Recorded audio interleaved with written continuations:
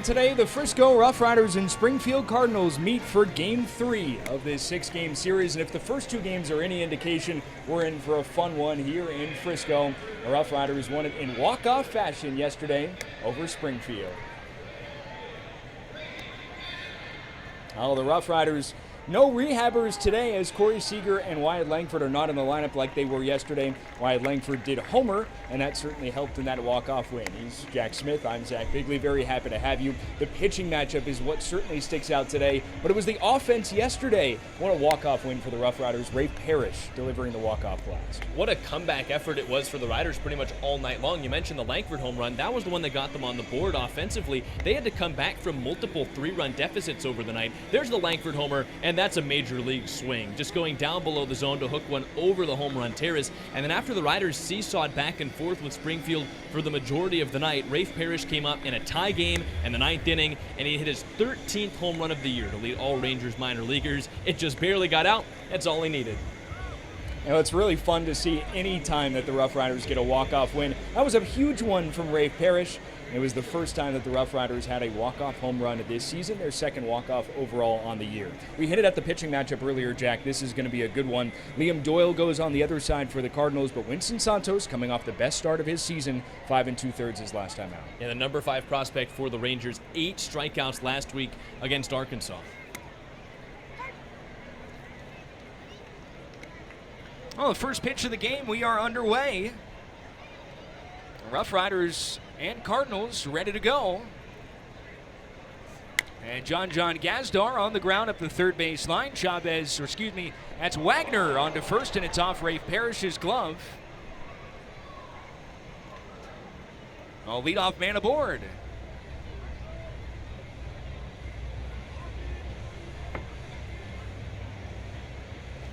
Gazdar putting the second pitch in play. Underway just a little bit tardy today at 7:09, but ready to go. We'll see how they score that one, and they do go E5 on Max Wagner.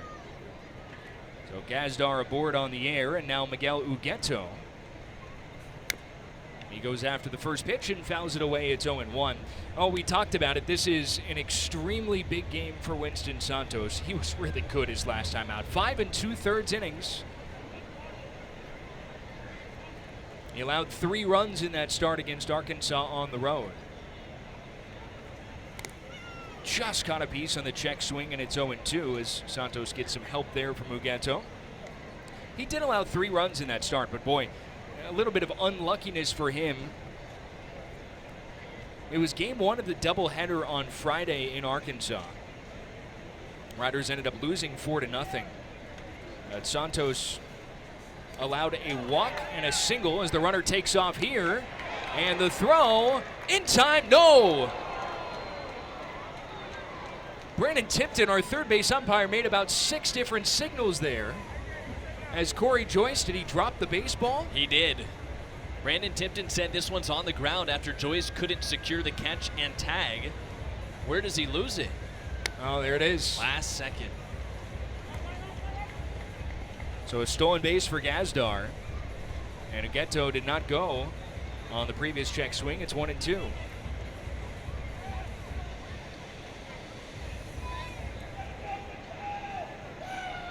One ball and 2 strikes on Ugueto.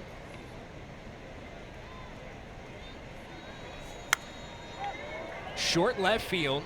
Down the line, Wagner, a tough angle. He makes the catch. Great play in foul ground.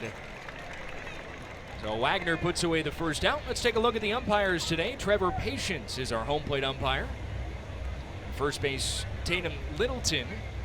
And Brandon Tipton, our third base umpire today. He's the crew chief. So Wagner commits the error on the first batter. Makes a nice play on the second. And now Raniel Rodriguez is the batter. On that final inning, Santos allowed a walk and a single in back-to-back hitters. Struck out the next 2.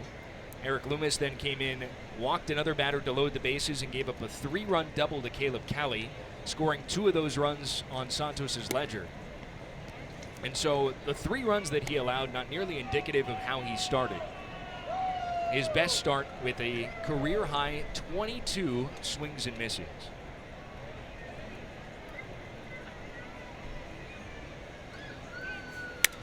Rodriguez to shortstop. Chavez right there. Throws to second. Not in time. So a soft line out to short. And let's take a look at the Rough Riders defensive alignment.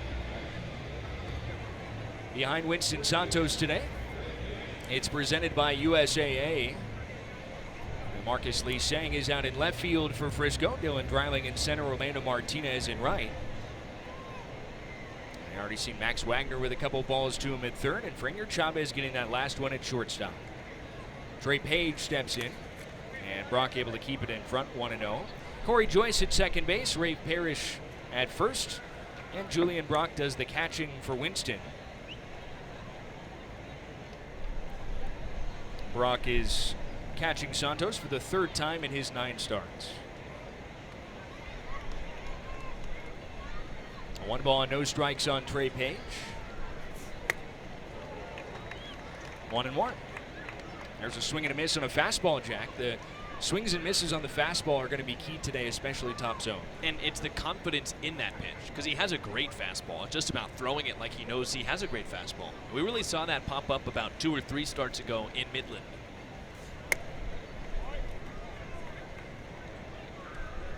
It's been a tumultuous season for Santos. Saw the ERA north of 8 in his first 8 starts. Started with the broken bone in his hand and wrist area during spring training, and a late start to this season. Way out in front. Gorgeous slider. 2-2. Well, we've seen steady improvements, as you mentioned, starting in that start in Midland 3 starts ago. He allowed 3 runs over 4 innings in that start. A season-high 5 innings his last home start against San Antonio, and already talked about that last outing in Arkansas. Trying to pitch around an error here in the first inning.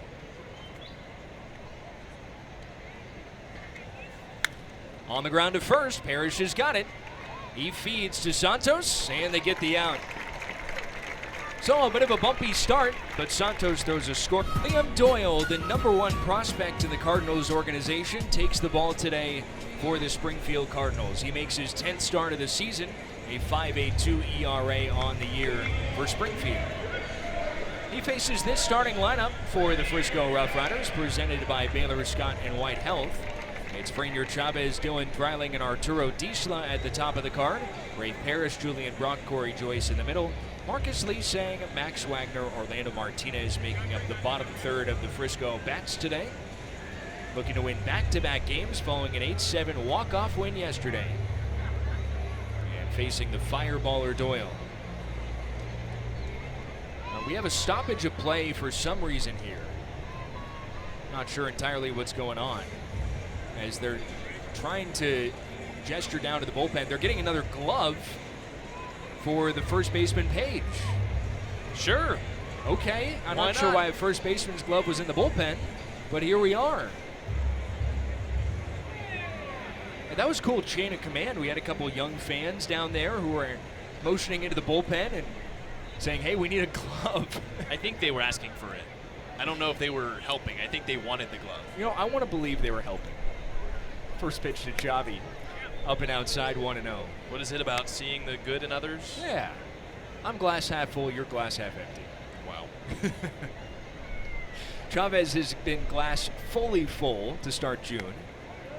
His 7 hits in the first 2 games of the month are tied for the most in all minor league baseball. He's 7 for 9 with a couple of doubles through the first 2 games of this month.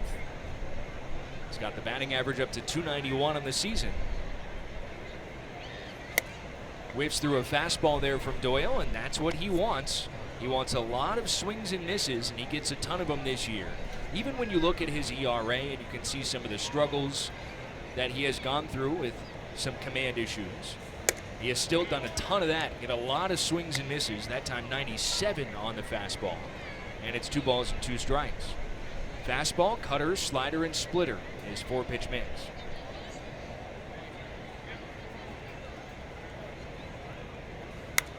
Chavez ladles it to short right field. Cordoba coming on, and he pockets the first out. Well, Cordoba, part of this defensive alignment presented by USAA for Springfield. Travis Honeyman is in left field. Miguel Ugueto in center. And Cordoba making that play in right. Miguel Villarreal is at third base today, his third different defensive position already in 3 games. Gazdar Harris, the double play combo up the middle. Trey Page with his new glove is at first. And Raniel Rodriguez is back behind the plate. Dylan Dreiling takes inside. It's 1 ball and no strikes. A matchup of 2 Tennessee Volunteers here who actually weren't teammates. Dreiling graduated in 2024 up to professional baseball, and Doyle, his first year, was in 2025, but these two did face each other in college as Doyle pitched in 2024 for Ole Miss. Only faced each other in 1 game. Dreiling drew a walk against him. He was 0 for 1 with a walk in a game in which Doyle struck out 10. The left-hander began his college career at Coastal Carolina University in Conway, South Carolina, then Ole Miss, and then Tennessee. Breaking ball, Dreiling goes after it and sends it high in the air out to deep left center, and gone!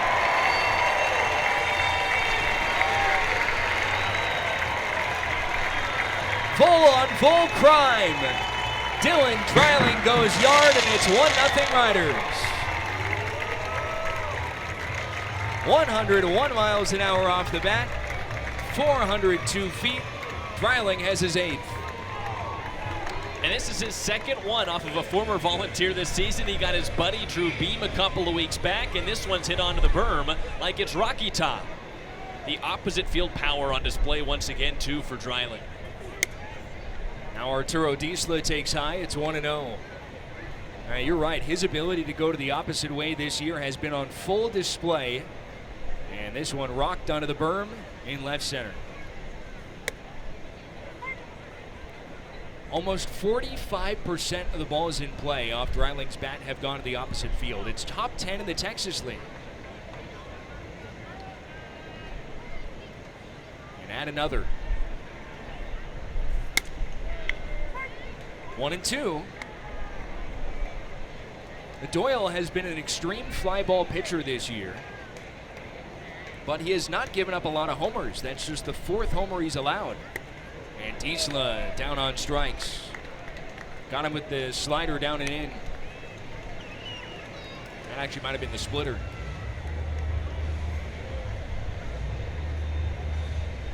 Let's take a look. What does this do on Diesla? And slides just a little bit. Perfect placement. Doyle with a nice response. Comes right back, gets the strikeout. And now the hero from yesterday, Rafe Parrish. And Parrish into right center field.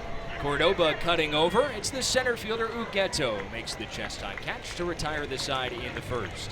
But Dylan Dreiling, he exits out to left center field. 8th homer of the year to make it 1-0 Rough Riders. Let's head back out to the ballpark on the In Touch Credit Union Riders Baseball Network. Baylor Scott & White Health is ranked as one of the best hospitals in the nation. From cardiology to gastroenterology, they're here to serve you. Make an appointment today by going to bswhealth.com. A gorgeous night for baseball. We had a little bit of rain earlier, but ever since then, it has been beautiful. Travis Honeyman starts it off. Top of the 2nd inning. Riders 1-0 out in front thanks to a Dylan Dreiling solo homer in the first. Travis Honeyman takes low. Dreiling's home run, the 10th Rough Riders homer in the first inning this year. Been one of the best first inning teams in all minor league baseball. That's slowed down a bit, but right back into it now. Dreiling has 3 of those 10, and another first inning hit for him.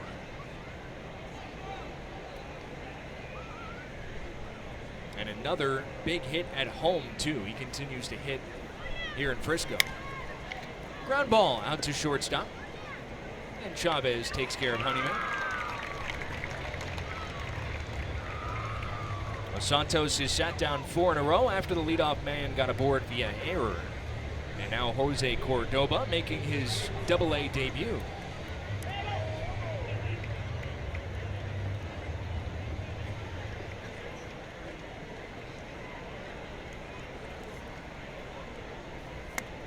Swing and a miss. Out in front of the slider, it's 0-1.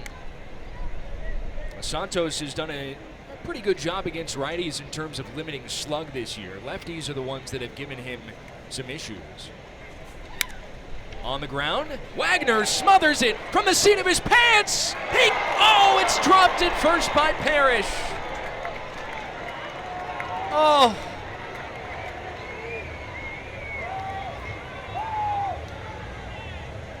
That would have been one of the plays of the year.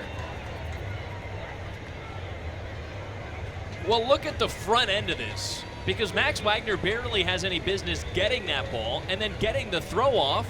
Parrish dropped it trying to show it to the umpire. Oh, man. He owes Max Wagner a steak. Oh, just heartbreaking.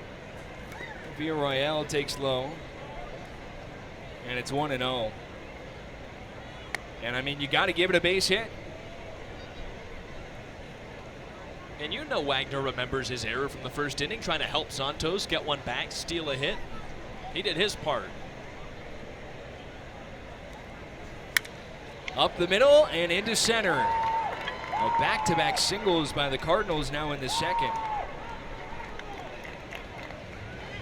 Miguel Villarreal has been a thorn in the side. He's now 4 for 10 in the series. That one at 103 off the bat on the ground, but found a hole.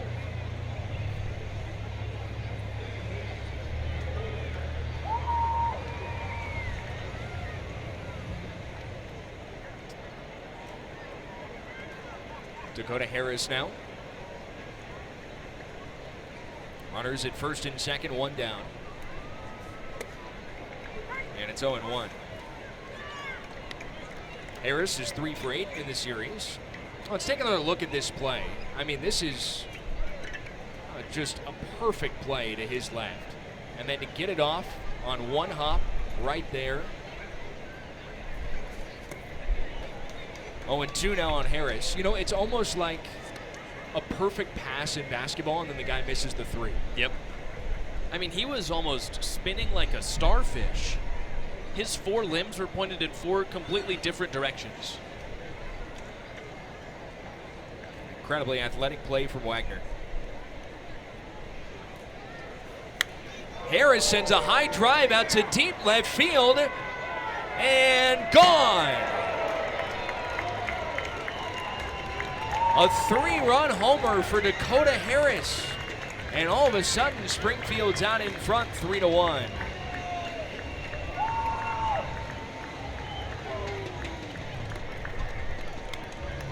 In the ballpark where his brother used to blast home runs for the Rough Riders, he puts up a 3-spot. And he knew he got it off the bat. He knows how the ball can fly to that direction. Saw it off the bat of Wyatt Langford yesterday. And when you get underneath it to left field and you get some carry, some backspin, that's the easiest spot to hit a homer. For Santos, 2 ground balls, both end up being base hits, and then the home run. Grayson Tarlow takes inside. Not only that, but Santos is ahead 0-2. There's a slider right at the bottom of the zone, but middle of the plate. 2 balls and no strikes now, so 3-1 Springfield leads. And just as we were talking about, he's done a good job limiting the slug by righties. He gives up a 3-run homer to a righty. 2-1 on Tarlow. That's the 8th home run that he's allowed and just the 2nd to a right-handed batter this year.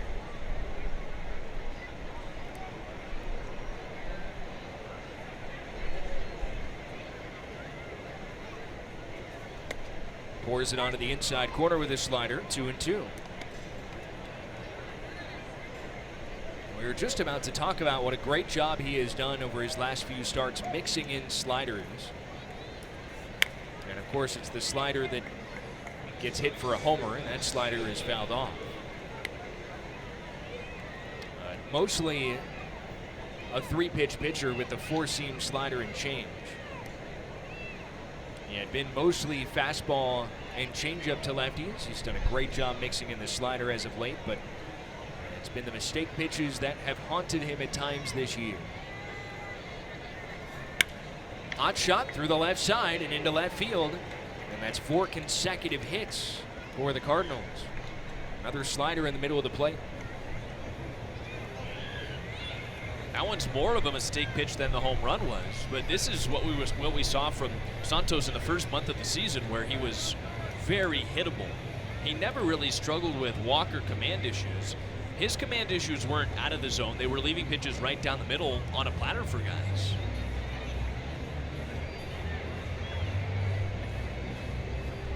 Thomas St. Clair wants to make sure it doesn't unravel further. You know, it's hard to continue to throw your stuff with confidence after you see hits put up, but before the home run, the 2 hits were a ground ball to the left side and a ground ball just where there happened to be nobody, right back up the middle. That's not a reflection on Santos' stuff.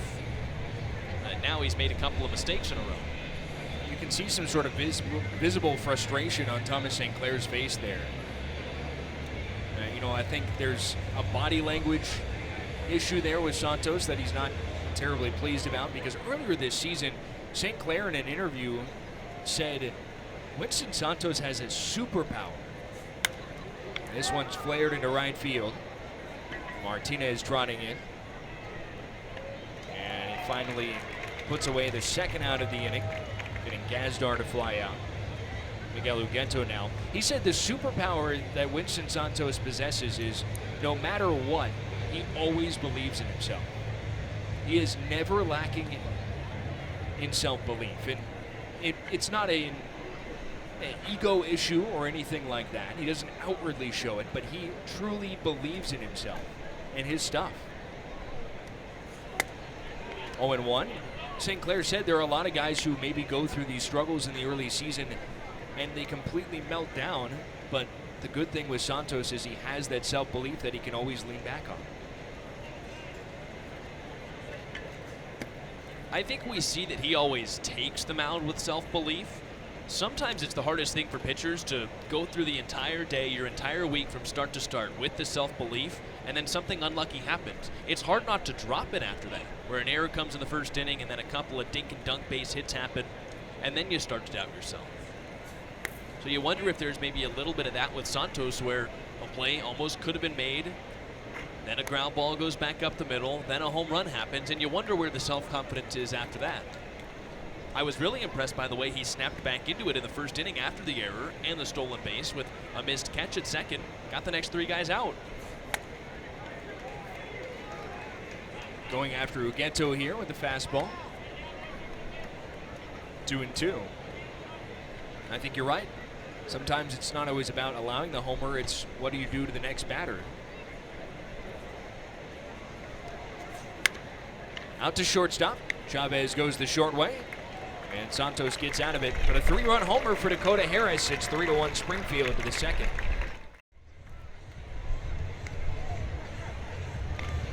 A beautiful day. Sun shining up above now. A little bit of cloud cover, but not too bad. Julian Brock leading it off for the Rough Riders. It's a twisted T, rowdy at the river. Oh, it's packed out there as Liam Doyle retakes the hill. Former Tennessee Volunteer fires into the former Ragin' Cajun, Julian Brock, and it's 1-0. Brock went 0 for 2 yesterday before a scary moment in which he lost his balance catching behind the plate and fell down and was removed from the game. 1-1. Brock said he was all right after the game, and obviously is clearly back in there, so he is all right, but a slight stagger and then almost like he collapsed behind the plate. Ian Muller finished it out. 1-2. Good to see him back in there. Riders getting a run on the Dylan Dreiling solo homer in the first inning against Doyle, who has a really good fastball. That was the pitch that Brock just fouled back. That is his calling card. High carry heater. And he sticks it just low of the zone. Missing that time with the breaking ball. The number 22 prospect in all baseball, according to MLB.com. He's gone full on Brock. Rough Riders' attack plan today is wanting to force him down into the zone with that fastball. And try and hit the top of the baseball today. And Brock's down swinging on that fastball at 98 right at the top of the shelf. Second strikeout for Doyle. Sometimes the game plan against a guy like this is don't swing at the high fastball at all and just hope that he can't put it in the zone at the top of the zone. If Brock didn't swing, he's rung up there on strikes. That was a perfect pitch. Unless he were to go inside a little bit more, you can't throw that one at 98 in a better spot. Corey Joyce ahead in the count 1-0. Now,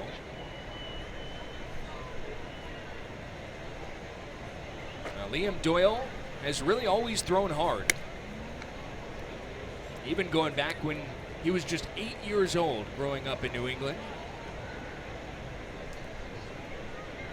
In fact, his mom, Kate, said the basement windows had to be replaced with plexiglass because of how many times he would throw the baseball or any kind of ball through the windows downstairs. So he was always throwing everything. 3 balls and 1 strike on Joyce. That has led him very smoothly into a career where he gets to do that and doesn't have to break any windows. He threw a wiffle ball through a glass window. How do you do that? At 8 years old. He picked the right profession. Yes, he did. I think if I was a scout, that's all I'd need to hear. This kid threw a wiffle ball through a glass window. First round pick. It's worked out pretty well so far. Joyce pounds it foul.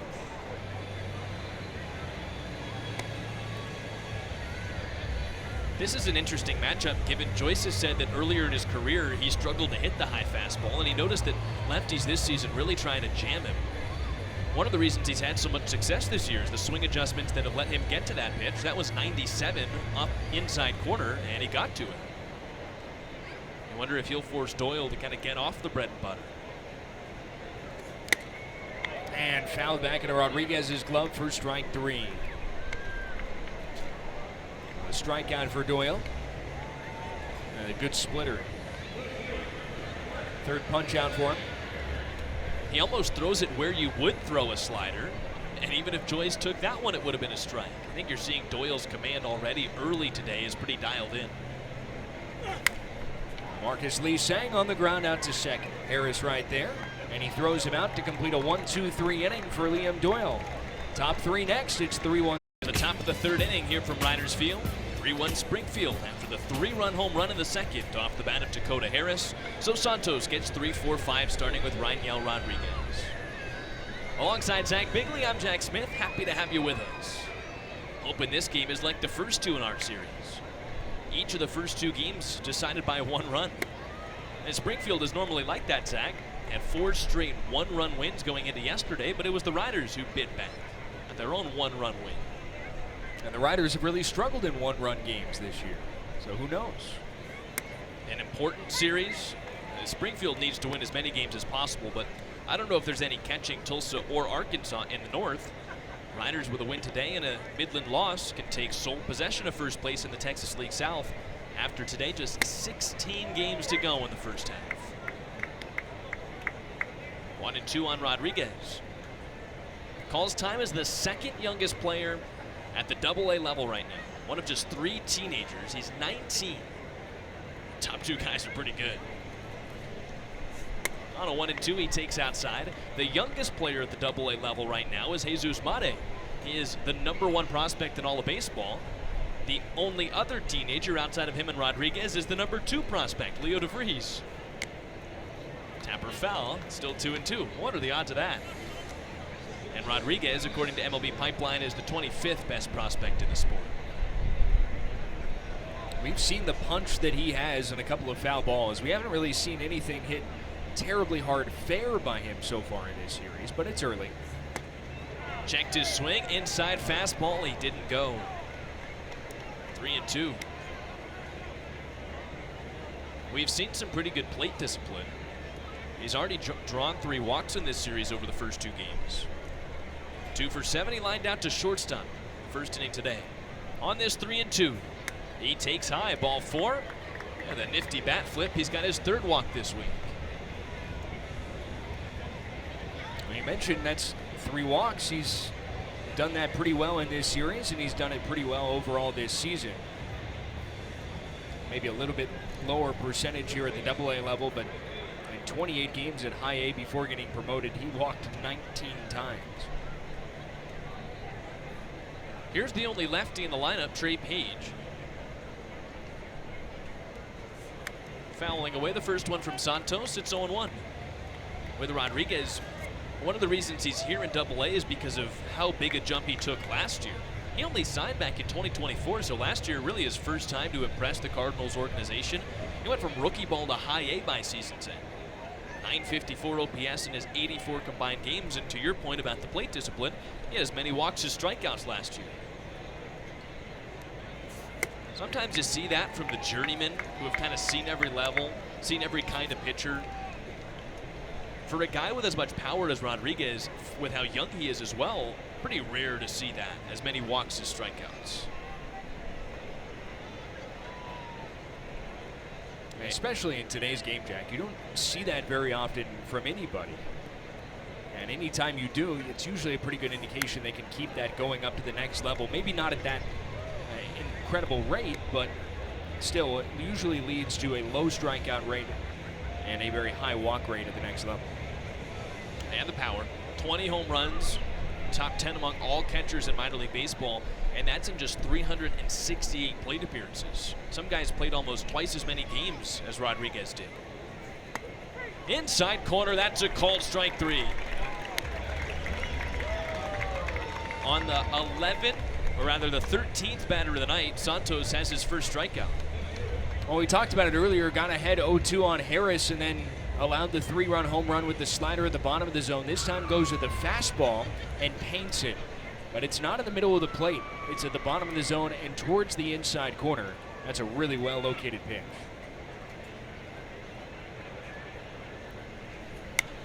Travis Honeyman, first pitch fishing out to center field. Dylan Dreiling covers the ground, makes the catch on the run. So a strikeout and then a 1-pitch out for Winston Santos, looking for a scoreless third. He needed that too after a 7-pitch plate appearance to Rodriguez to begin the inning. Good to get the quick 1-pitch out. And how many times have we talked about the importance of getting as many outs as possible on 4 pitches or fewer? That's something Thomas St. Clair, the Riders pitching coach, has talked a lot about this year.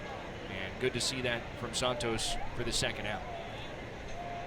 First one he offers here to Cordoba is chopped foul. On the man making his AA debut, who wasn't waiting around for his first AA hit. Singled and scored. He was the one that hit that hot shot, snared at third by Wagner with a turnstile throw to first base, but it was out of the glove of Parrish. Would have been a highlight play. Turned out as a highlight in the career for Cordoba.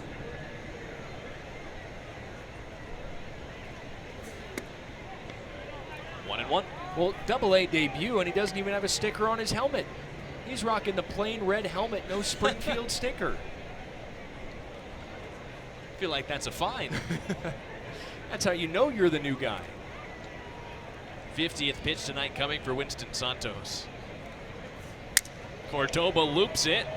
It's caught it short by Chavez. Tumbling down into center field. That's a nifty play to finish the third.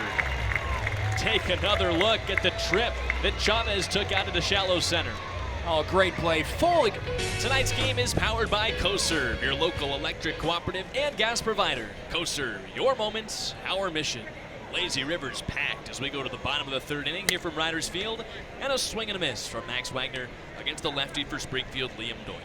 3 strikeouts in the first 2 innings for Doyle, who has struck out 7 or more in 4 straight starts after he struck out 5 or fewer in his first 5 starts of the year. And he's using that fastball like he always does. And he's gotten ahead of Wagner 0-2. Bottom 2 in the lineup, and then back to the top for Franier Chavez. Wagner and Martinez here leading things off.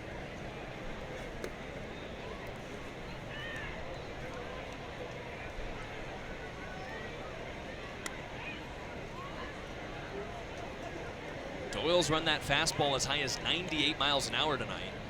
2 of his 3 strikeouts have come on the splitter. That's what he tried to get Wagner with there. Here a 1-2. There's a splitter again, 2-2. facing Wagner, making his first start of the series. He did come in as a replacement yesterday in the DH spot for Wyatt Langford, and what do you know, he drew a walk with the bases loaded, tied the game. That was in the 8th inning. Riders would walk it off in the 9th on the Rafe Parrish homer. 2-2 pitch is high, 3-2. In his last 7 starts, Wagner has 3 multi-hit games. Picking the bat back up after that big week at Corpus Christi to start his Riders career. 263 hitter now. And he strokes this one on a line to left field, but it's a heat seeker right at Honeyman. One away. 115 miles an hour off the bat, and nothing to show for it. Wow. That's big time pop. Got a fastball at the bottom of the zone, dropped the bat head right to it. We talked about yesterday how deep Honeyman plays in the outfield. Yesterday it was in right, this time it left, and he didn't even have to move. Right to him. So one down, Orlando Martinez. Did get to start yesterday and turned in one of his most impressive efforts of the season. He entered yesterday with just 3 hits all year off of left-handed pitching, and he notched 2 last night. Started a couple rallies right in the thick of things as the Riders came back. And so what does he get right now? Another chance to start against a lefty, and maybe one of the tougher looks in the Texas League at Liam Doyle. Chad Comer keeping his trust in him. Definitely not an easy assignment for anybody. Swing and a miss, 1-2. You see abusing him there with the breaking ball. But the biggest thing for Martinez is he has pound righties this year early on and kind of held his own against lefties. But yesterday, as you mentioned, a couple of really good at-bats and solid contact against lefties. Good to see. And hopefully he continues to grow in that side of things this year. On a 1-2 from Liam Doyle. Martinez chops this one, a slow roller to the right side. Doyle's got it. He flings to first with a fastball that gets away.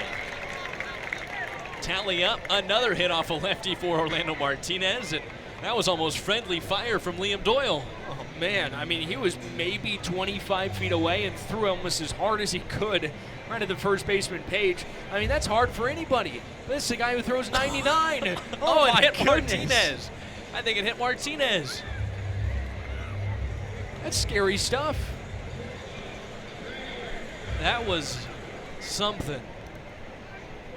It might have just barely missed Martinez's shoulder off the glove. See if we can get another look at it. Rainier Chavez now. Off the outside corner, 1 ball, no strikes. I mean, that was close quarters combat there.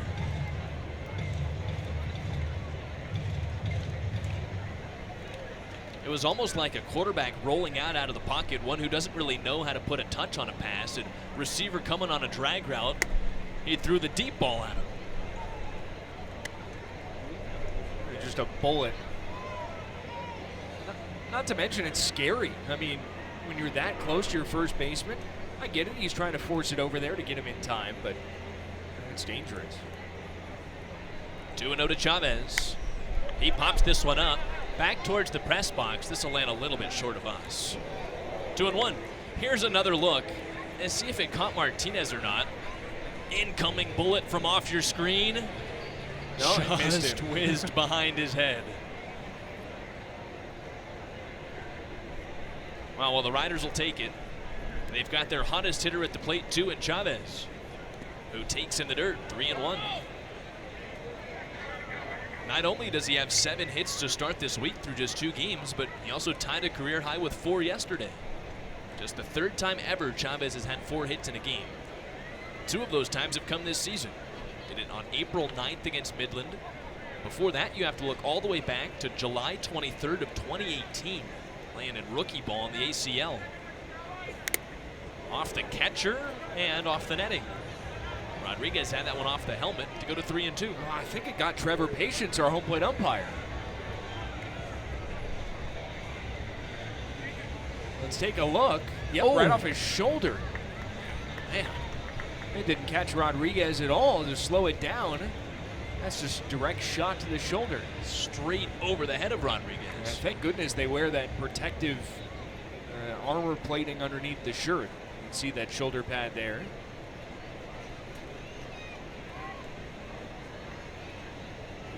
Doyle will step off ahead of another 3-2. Riders down by 2. Early opportunity here, second time through the order against Doyle. 3-2 coming to Franier Chavez. He swings and misses. Late steal for Martinez. The throw down in time. Everything erased on a strike him out, throw him out double play, and it's exactly what Doyle and Rodriguez wanted. They share a high five coming off the mound. 3 one-run innings to start the night for Doyle on his 4th strikeout. Aiden Curry modeled those riding a toy horse. Those are up on social media at Riders Baseball. I highly advise you go check it out. He looked amazing, and so do the jerseys. He looked so happy. Yeah, he looked like a kid, at peace. Kid Sunday Fun Day as well. Post-game fireworks presented by Donato's Pizza. Miguel Villarroel leads things off here against Winston Santos. 4th inning of work for Texas's 5th overall prospect. And behind the count here, 2 balls, no strikes, facing the bottom 3rd.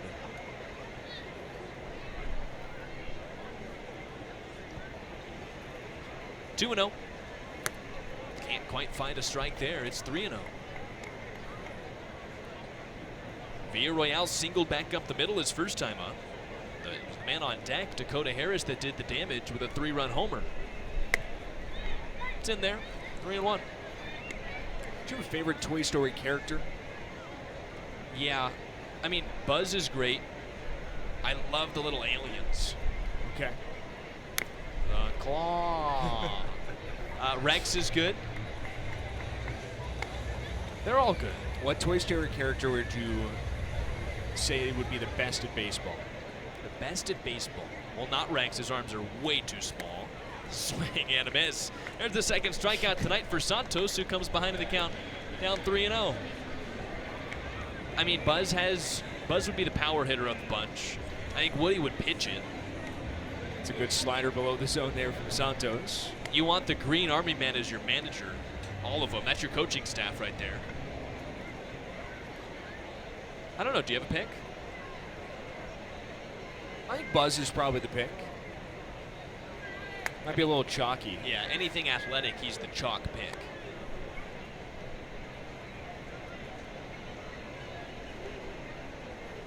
Get Mr. Potato Head away from the baseball field.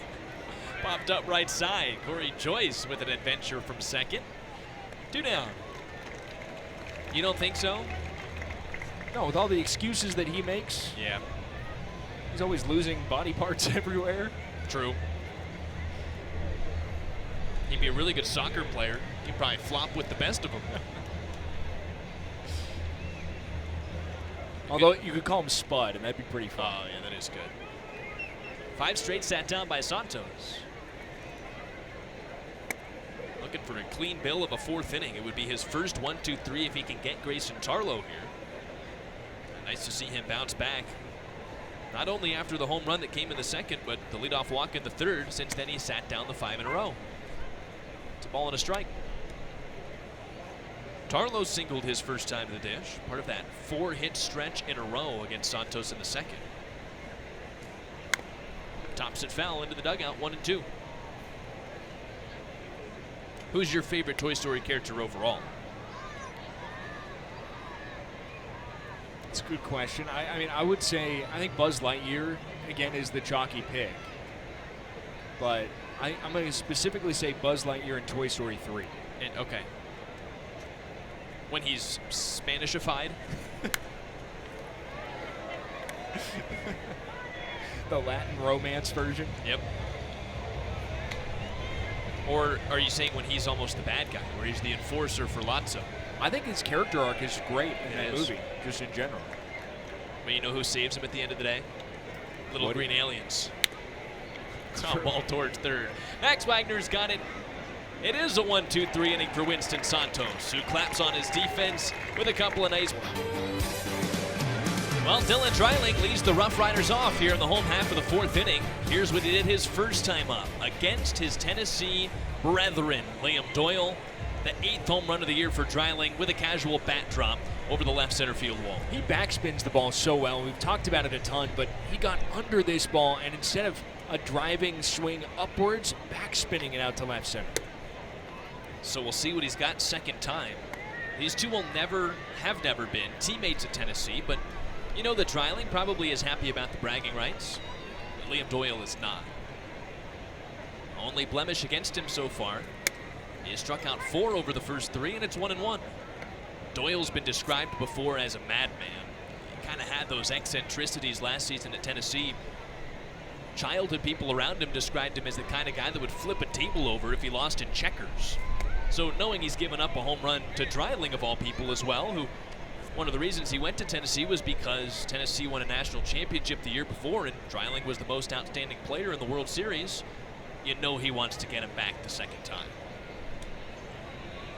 On it 2-1 here, Dreiling takes high and tight, 3-1. You know, that pitch is a perfect example, but Doyle seems like the kind of guy that if he would have pitched in the 1960s, would want to drill Dreiling in the rib cage for homering against him in this at-bat.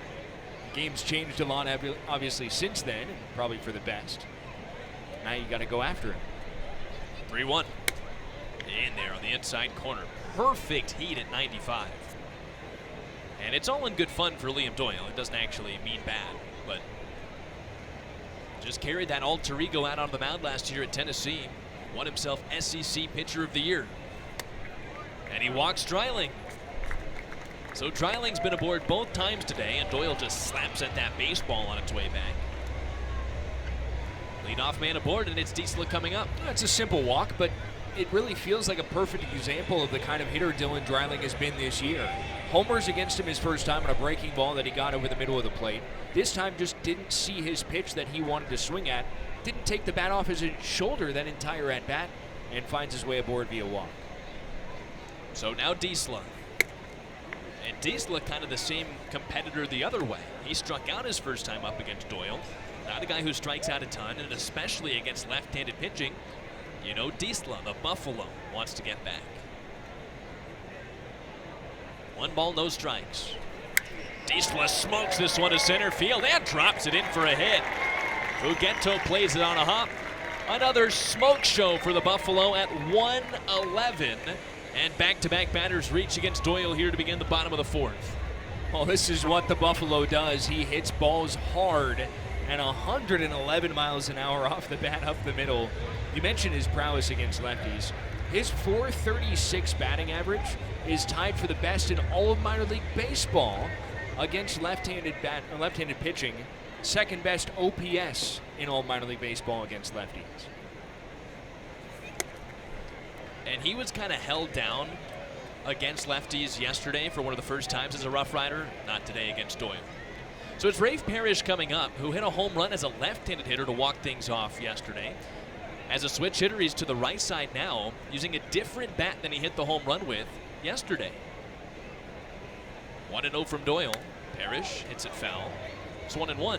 He'll use a lighter bat with that axe handle that you can see just a little sliver of when he's batting as a righty. Says that's something new he's trying, but it's a heavier bat that's a little bit shorter, and it's black, has the normal handle. On a 1-1 from Doyle. Parrish swings and misses. It's 1-2. Always tinkering. Got it recommended to him, decided to try it out, and you see that odd handle where it's almost the axe shape. Completely different color and a little bit lighter, he says.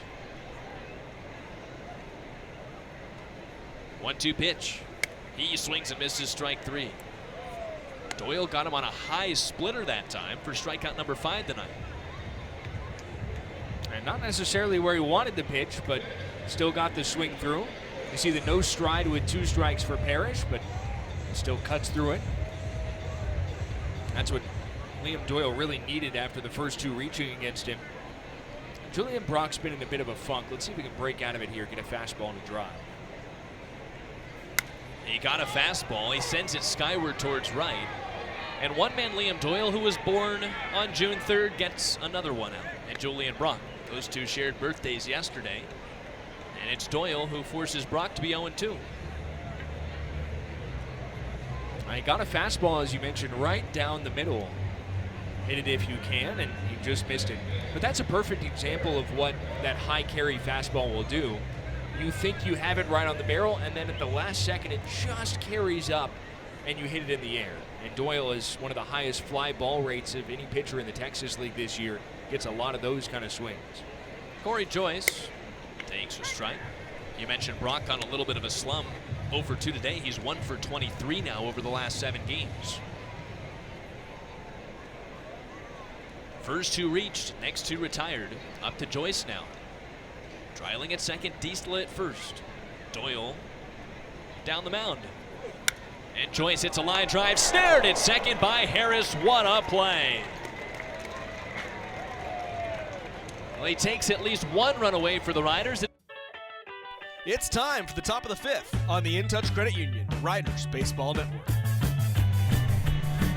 Winston Santos back to the hill as we make our way to the top of the 5th inning. It's the top of the order due for Springfield. Riders chasing a couple of runs in the 5th. First pitch strike to John Kazdar, who has not seen a lot of pitches today. Just 3 in 2 plate appearances, reached on an error and fly down. Served it into center field. Dylan Dreiling right there, low to the ground to pull it in. Time now for our Avondale Dealerships Road to the Show spotlight. Hey, we're coming up on the All-Star break. No doubt this former Rough Rider is going to be on the All-Star game. Josh Young, who has had an incredible start to the season. 307 batting average on the year, one of the best in all of Major League Baseball.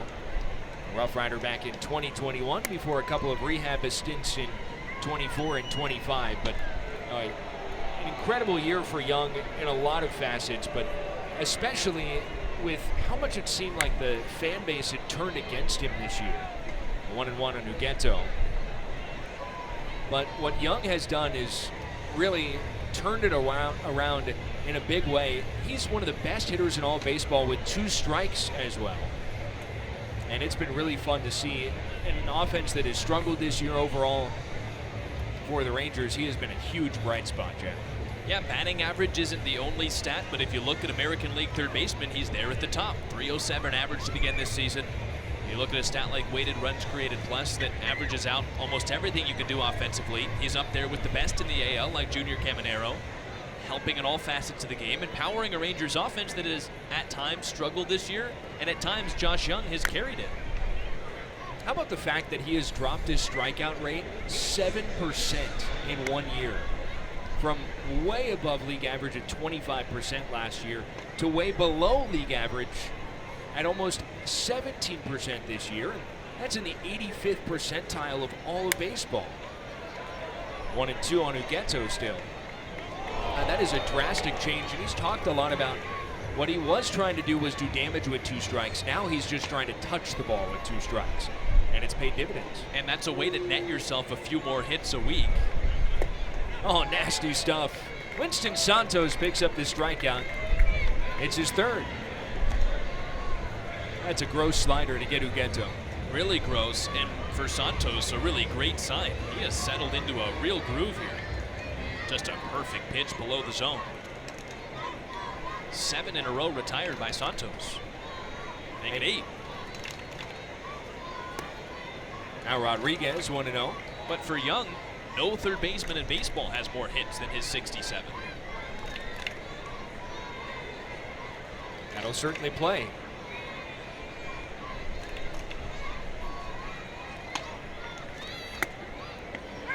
One and one. He was so good when coming through Frisco. Of course, a first-round pick, 8th overall out of Texas Tech. No season in 2020. Coming into 2021, dealt with some injuries.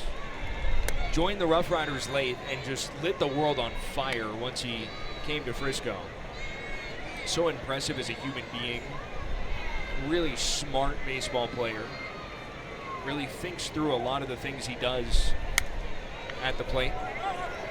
Brock frisbees the mask away and sucks in the foul ball for the final out. Another 1-2-3 inning for Winston Santos. 9 straight sat down, and Riders trailed.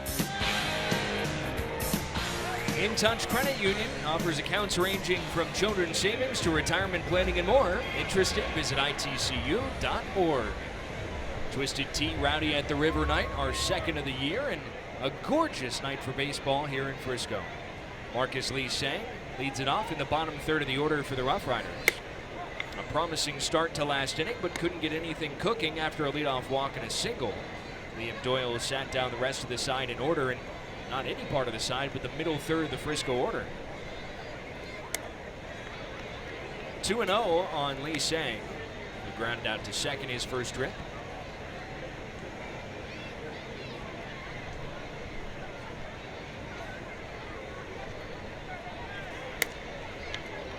Three balls and no strikes.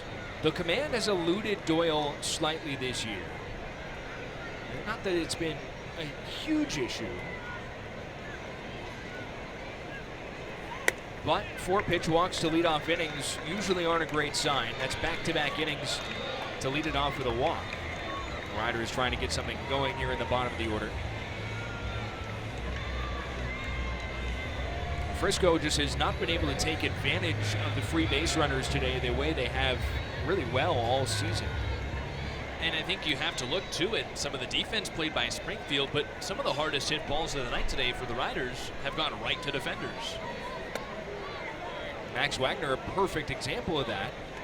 He hit the ball that he tagged in the third at 115 miles an hour off the bat.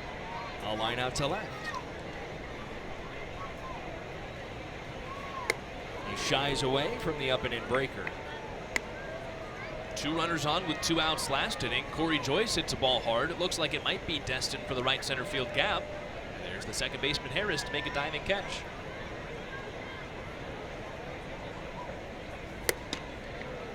Two and one, chasing the high heat.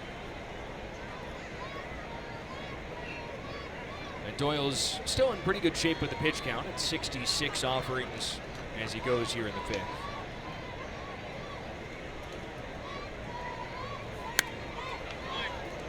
Two and two. I think the other thing that stands out for why Doyle really hasn't had to pay, even though he's only thrown 37 strikes to 30 balls, the strikes that he has thrown have been very quality strikes. They're not down the middle. They're to the corners. They're where he wants them. Hammered into left field and a base hit for Wagner. Back-to-back innings for the Rough Riders with a walk and a single. And now trying to make Doyle pay. Not nearly hit as hard as his line out, but maybe it's a good thing this time he was able to drop it in front of Honeyman. Yeah, it turns out he had to just shave 20 miles an hour off the exit velo. If that's it at 115, I actually think it does get out to Honeyman. A little bit more topspin on that one, too, for Wagner. Would you hit it softer, please? Yeah. Hey, look at what Orlando Martinez did. All he did was hit a little ground ball on the infield, and it was a hit. They all count the same in the box score. And a quick mound visit for pitching coach Eric Peterson. Now, Liam Doyle went to Pinkerton Academy in New Hampshire for college. You know who taught there in the early 1900s? Who's that? Poet Robert Frost. Nice. So a road less traveled for the Rough Riders here, possibly to try and get a couple runs in the fifth. Not the homer ball like they're used to seeing, but trying to scratch off a couple of runs. And that's what they've done so far in this series. They've scored 14 runs coming into today. 5 of them have been scored on either a bases loaded walk, an error, or a wild pitch. So over a third of their runs scored already gifted. Martinez showing bunt and watches it low.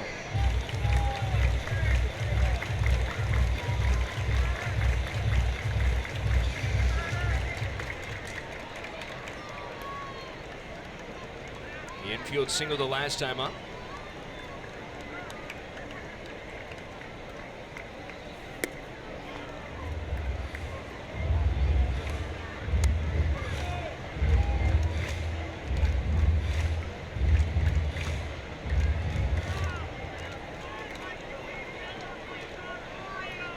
Riders 0 for 3 today with runners in scoring position. Good bunt. Doyle gets the out at first. Well, bunting it to the third base side and Villarreal came in to try and field that ball. Even though Doyle did grab it, he vacated third base, and there was no way to get the lead runner because of that. The sacrifice for Martinez puts two in scoring position for Xavi. We haven't seen a lot of small ball for the Rough Riders this season, but it makes sense to do it here given who's coming up. Not just the top of the order, but the fact that the guy at the top of the order has been the hottest hitter this week in all of minor league baseball. Chavez takes down an in. 0 for 2 today, but 7 for 9 in the first 2 games of the series. As we told you earlier, his 7 hits in the first 2 games of June tied for the most in the minors. But it goes back even further than that. He has 21 hits in his last 12 games.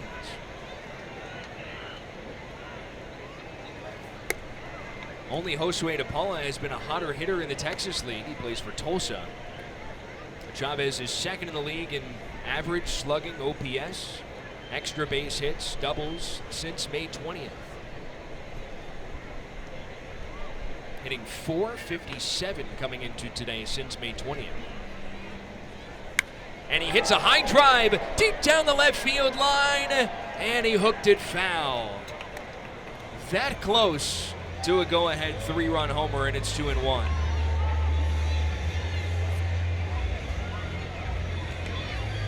This pitch is nearly a foot off the plate inside, and the only way to get to that one, look at D-Slat in the dugout, by the way, is to get the barrel way out in front, and that's what hooked it. A 2-1. On the ground is shortstop. This gets a run home. Gazdar, it's dropped at first. Page dropped it. Oh, wow. Riders catch a break, and it's 3-2. An error on Trey Page at first base. Well, remember, he had to get his glove replaced earlier. Who knows if this is even his glove or not, but it's definitely a backup. I don't know if the ball just went straight through the webbing, but that's kind of what it looked like. Riders were going to score regardless, but now, only 1 out of the inning, they can score the second run without a hit. And it's Dylan Dreiling, of course. Dreiling, who has homered and walked today against Doyle. Starts him off the fastball down the middle. It's 0-1. This is clean a drop from a first baseman, as you're going to see. Now one aside. A drop at first base. And Dreiling fishing in the dirt.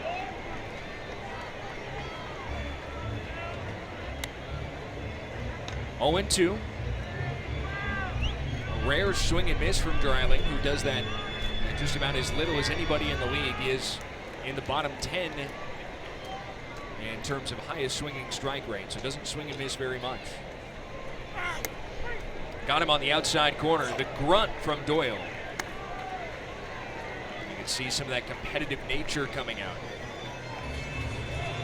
And there's some strategy to it, too. It's a little bit like Robbie Ray, who does it on almost every pitch at the major league level, but you'll hear some big grunts on a fastball, and then he'll grunt like that, and it's a slider snapped off right to the outside corner.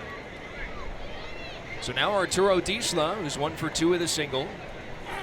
And Disla fouls it away. It's 0-1. I think we're seeing peak Liam Doyle coming out here with the competitive fire. If he's able to get this out without giving up the lead, we might see him off the mound like he was in college. Yeah, we might see a little more fire out of him.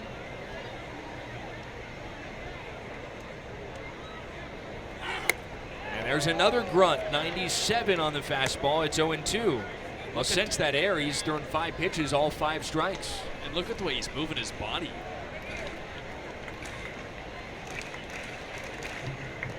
It's that flair that made him popular during his time at Tennessee last year. Disla fouls it away to the right side. Boy, that's a 9 out of 10 grunt. You're bordering on grunt yell. Yeah. And Robbie Ahlstrom, who just made his debut yesterday for the Rangers. Congratulations to Robbie, by the way. Grunts sometimes when he pitches. He said it started out as a joke. It makes some guys laugh in a bullpen. And thinks it helps him a little bit now, so he does it a lot. Disla pokes it in the air, right side. Page makes the catch right up against the dugout. So Doyle gets out of the inning. The Riders do get a run, and they now trail coming on a Benjamin Frippen. Magdaleno replacing Winston Santos, who went 5 innings in his start. Santos gave up the 3-run home run in the second. Now giving away Brian Magdaleno. Trey Page starts it, 0 for 2 today with a ground out and a strikeout. Left on left matchup. 0-1. Jack, I think after that homer we saw a different Winston Santos. He gave up a base hit to the next batter, but then no hits the rest of the way. Only 1 base runner and a walk. He retired the last 9 he saw. And instantly after the home run and the single that followed it, Thomas St. Clair went out and visited, and I'll be very curious to maybe hear tomorrow what it was that he said, but it's almost like Santos snapped back into that "you can't touch me" form, with the self-belief we talked about, with the kind of confidence that he's been pitching with more as of late. Only 3 strikeouts today after 8 yesterday, but some of the best, I think, pitching that we've seen from him over those back 3 innings. 0-2 still on Page. Weren't a lot of balls hit hard. It was inducing a lot of weak contact. And mixing really well. It wasn't just the fastball, it wasn't just the slider, but all 3 pitches, mixing them in. And looked pretty confident and dominant out there in those last 3 innings. Fouled back into Brock's glove. He hangs on for strike 3. Page is down on strikes, and it's time for our Hooters trivia question. All right, Jack. Corey Seager was rehabbing the last 2 days. You had a lineup trivia question on Tuesday. We go a lineup trivia question here. Can you name the starting lineup from Corey Seager's Major League debut with the Dodgers on September 3rd, 2015? A long time ago, but some pretty fun names in this lineup. Yeah, I think I can. Okay. I'm pretty sure this one's wrong because I think that he debuted before Jock Peterson, but was Jock in the lineup, current Ranger? Yes, he was, hitting leadoff in center field. There's a ground ball to third. Wagner deep in third. He makes the play onto first. 2 down. Okay, well then I'm glad I tossed out what I thought was going to be a wrong guess. That's fun. Yeah, it worked out. I would assume Adrian Gonzalez was at first base. He was, hitting third. So for the Dodgers, Seager was at shortstop, right? Yep. Hitting 8th. Was Justin Turner at third? Justin Turner at third base, hitting cleanup. There's no way I'm getting the catcher from this team. I think you can. I mean, Jose Cordoba takes inside. Chase Utley was the second baseman. Chase Utley was the second baseman. Was Matt Kemp in the outfield? He was not. Okay. That's just he's like the Dodgers outfielder I remember from those years. I wonder if he was a Padre at this point. Andre Ethier, was he in the lineup? He was not. He was a Dodger, but he was not in the lineup.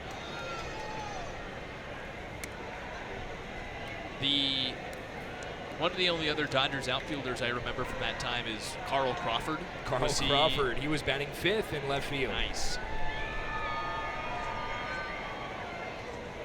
And Matt Kemp was a Padre. Got it. So I need right field and catcher. And pitcher. Was it Kershaw? It was not Kershaw. Was Greinke still? No, Greinke wouldn't have been around still. Yeah, it's ball 4. A 4-pitch walk to Cordoba. Miguel Villarreal making his way to the plate. It was not Greinke. Greinke was there. That was that crazy year between Kershaw and 15, Greinke and Cy Young. And Arrieta. For the Cy Young. I don't think Cy Young was pitching in 2015. Rich Hill. Not Rich Hill. Hyun Jin Ryu. No, I don't think of this guy as a Dodger. I think of him more as a Red. A lot of tattoos. Mike Leake. Not Mike Leake. Oh, a lot of tattoos. Oh, it's not Scooter Gennett. He played a different position, but he had tattoos. It's that one's gonna kill me.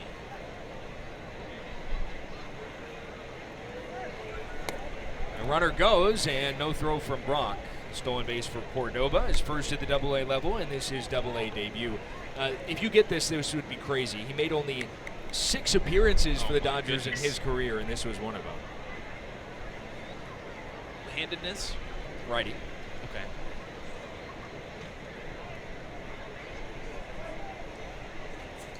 What was it, Homer Bailey?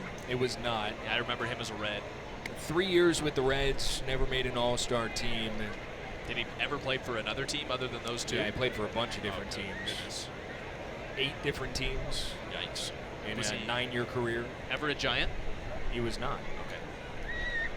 I'm going to punt on pitcher for a second. Is the right fielder, does he have a 3-part name? He does. Is it Scott Van Slyke? It is Scott Van Slyke. I was going to say son of a big leaguer as a hint for you.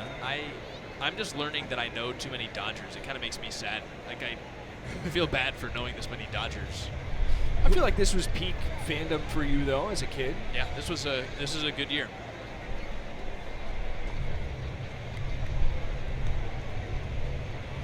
The catcher. Looking for the lineup from Corey Seager's Major League debut on September 3rd, 2015 for our Hooters trivia question. Runner takes off for third, and it's just low for ball 4. So first 2 retired pretty easily by Brian Magdaleno, and then back-to-back walks. So runners on the corners. 2 down, and Dakota Harris, who hit the 3-run home run in the second. That's been the difference in this game, making his way to the plate. Can I have a catcher hint? To be honest, I feel like it's hard to remember Dodgers catchers before Will Smith. He's kind of become an institution there. I mean, Austin Barnes wouldn't have been around at this point. This guy was a Padre before he was a Dodger. Made 1 All-Star team with the Dodgers. Was it Grandal? Yasmani Grandal. Okay. There you go. So, wow, you're just missing the pitcher. You want me to give you the pitcher? Eric Loomis warming in the Riders bullpen. I just don't think I don't know. Matt Latos. Yeah. He wasn't always a starter, was he?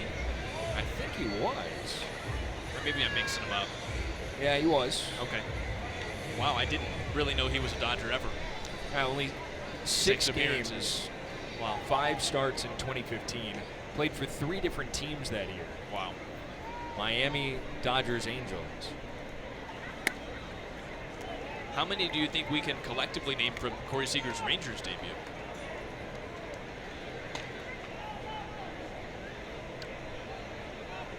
I think you'd probably name everybody. Yeah. Hopefully. Pick over to first, and it gets away and into the dugout.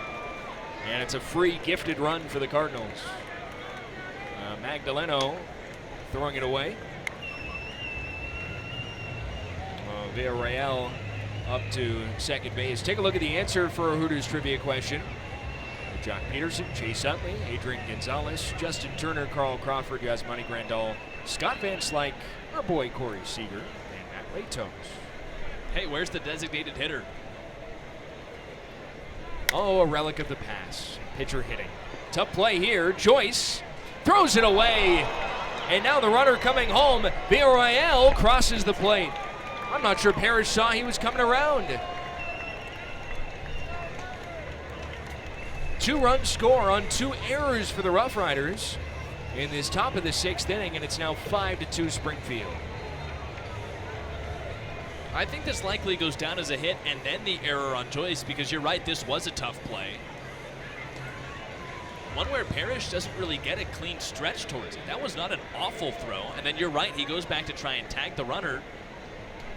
Now we have a collision near home plate. What an interesting play. An interesting inning.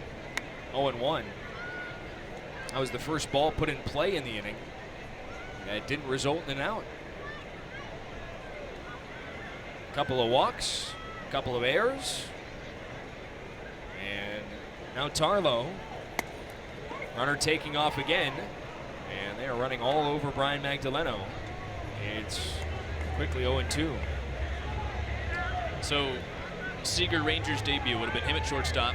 Marcus Simeon at second, probably. Have to imagine. Probably Nathaniel Lowe at first. Jonah Heim catching, probably?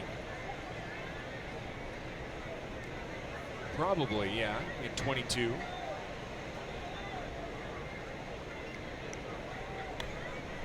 Outfield's tough. Third base is interesting, too. I would assume Adolis Garcia wasn't right. Yeah. Leota Tavares in center, probably. I can look this up. Well, once one of us looks it up, then you can't guess anymore. That's true. We're just blindly guessing right now. Yeah. And he struck him out. So Magdaleno picks up the strikeout to get out of an inning. That was a bit of a disaster for the Rough Riders. 2-run score, 5-2 Cardinals to the bottom. Well, Peak Roofing and Construction is the one-stop roofing company serving the DFW and Austin areas. They provide top residential roofing services for your home. Visit peakroofingandconstruction.com to learn more. As the sun starts to set in Frisco on a gorgeous Thursday night, Rough Riders trailing 5-2 to Springfield. Rafe Parrish, Julian Brock, and Corey Joyce due up against a new man on the hill for Springfield. Jack Finley takes over, pours over the first pitch for a strike. Well, Liam Doyle done after his 5 innings today. And we expected a pitcher's duel between these two arms, and we got one. 3-run home run allowed by Winston Santos, and then the 2 tallies surrendered from Doyle. 1 and 2 on Parrish. Doyle's final line today, he goes 5 innings surrendering the 2 runs on 4 hits. Struck out 6 and walked 2. It's 1 ball and 2 strikes on Parrish. Still on the walk-off hero from yesterday, who's 0 for 2 today. Just to put a button on what we were talking about earlier, Jack. Rangers debut from Corey Seager in 2022.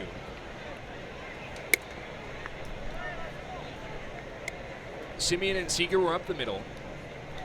Andy Ibanez started at third. Oh, okay. Former Rough Rider. Nathaniel was at first. Doley was in center field, not in right. Parrish up the middle, and he shoots it into center field. It's a base hit for Rafe Parrish to begin the 6th inning. Rough Riders trying to come back from down 3 runs, just as they did yesterday. Good piece of hitting going back up the box. A leadoff man on base has to help at some point. It did a little bit for the Riders last inning with help from an error. The leadoff man on in the third straight inning. Well, Julian Brock is 0 for 2 with a strikeout and a flyout today.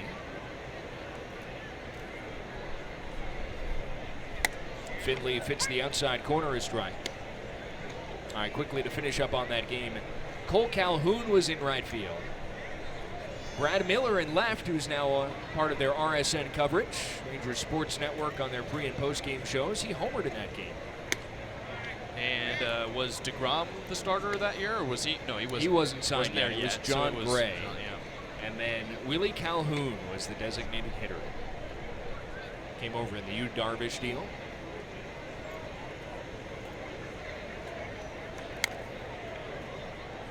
One and 2 on Brock.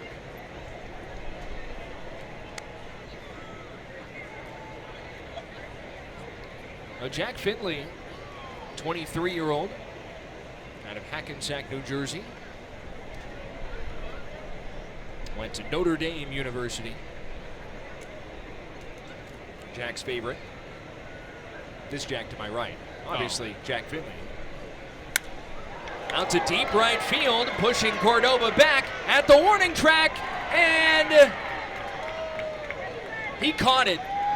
He caught it right at the wall. He was right in front of that LED board, and he was able to pull it in. Let's take another look. He kind of disappears into that cavernous corner out there in right field, twisting himself around. Almost went into a squat on the warning track in right. Make that catch basket style? Tough to tell. 1 out for Corey Joyce. 0-1. That's a big curveball. 10th appearance for Finley this year. 3-0 with a 1.32 ERA. Opponents hitting just 152 against him.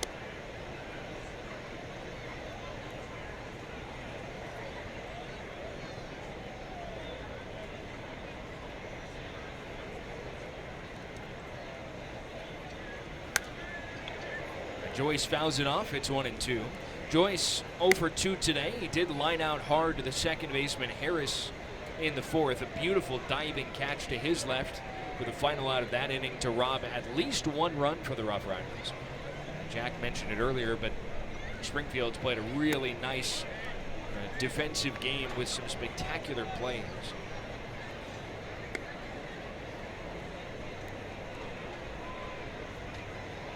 It has been kind of an odd game because we've seen some amazing defensive plays, but also 3 combined errors between these two teams. On the ground, fair, just inside the third base bag. Parrish on his horse, he gets up to third, and now getting the windmill. He's coming around, and he scores ahead of the throw.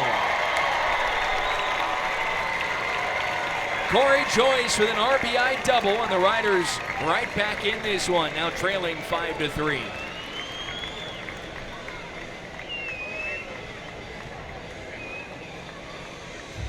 Based on how long it took to get the baseball in, you figure there had to be some trouble there in the left field corner for Honeyman.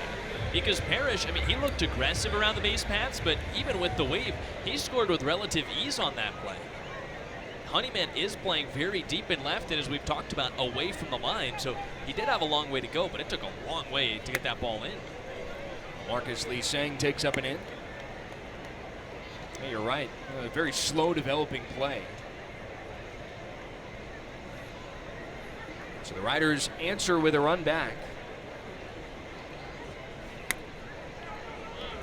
Finally cashing in with an RBI hit after a leadoff base runner. As you mentioned, 3rd consecutive inning with the leadoff man aboard. And now out hitting the Cardinals 6-5, despite trailing by 2. Lee Sang spoons it into left field. Honeyman towards the line and puts it away.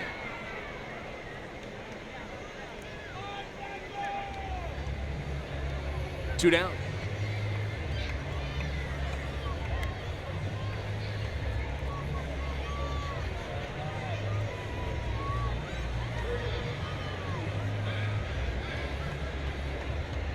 Five-3, Riders trail in the 6th.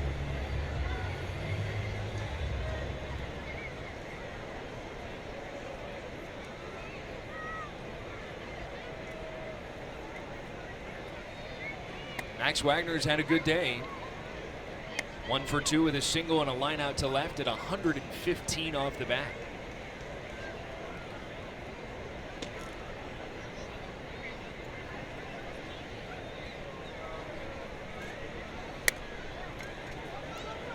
One and one.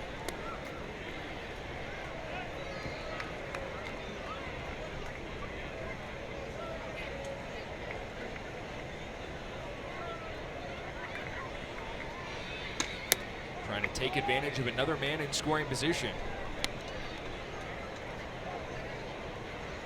Riders 0 for 7 with runners in scoring position today.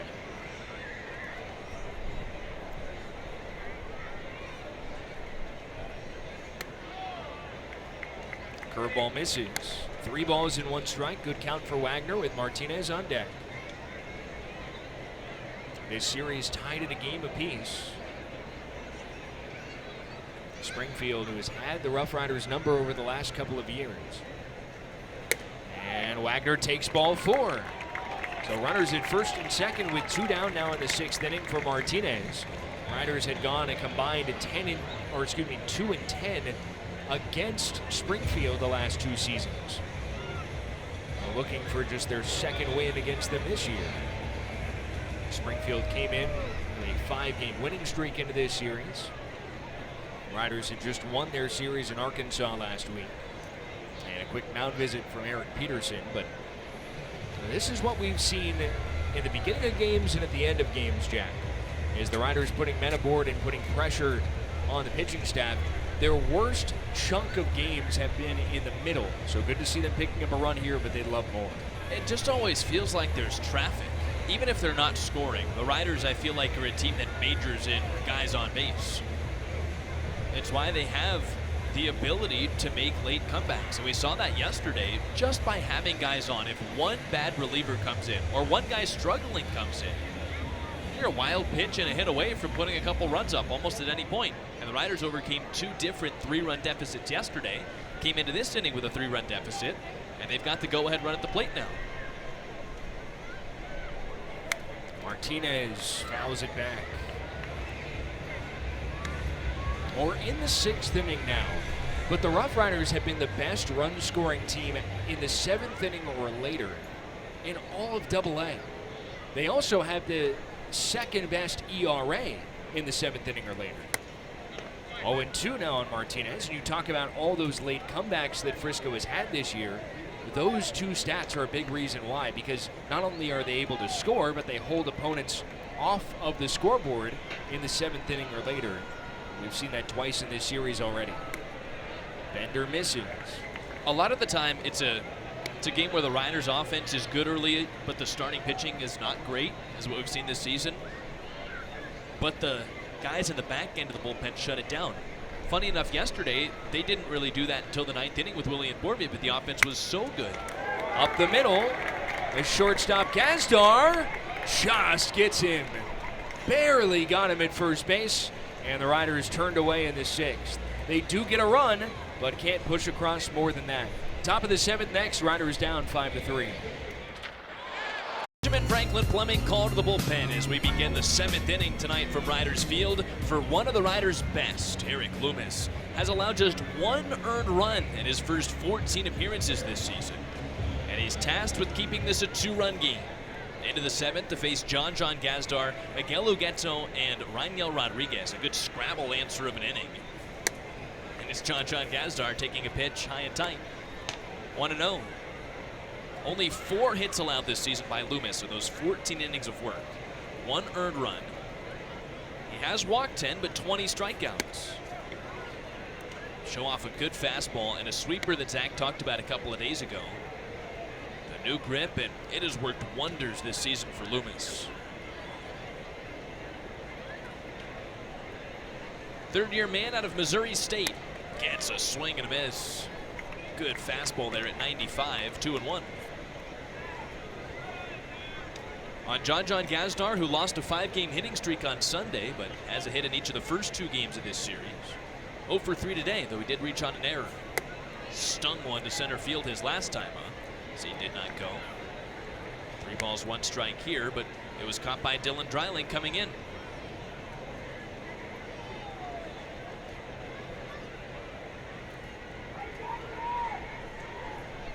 Three and 1 from Loomis. And Gazdar takes a strike. Not only the owner of one of the best names in the Texas League, John Gazdar, but family owner of a couple of World Series rings. His dad, Michael, is the Giants team chiropractor. He's got rings for 2010, 2012, and 2014. John here takes strike 3. Bottom rail with a fastball for Loomis, who's as advertised for the first out of the 7th.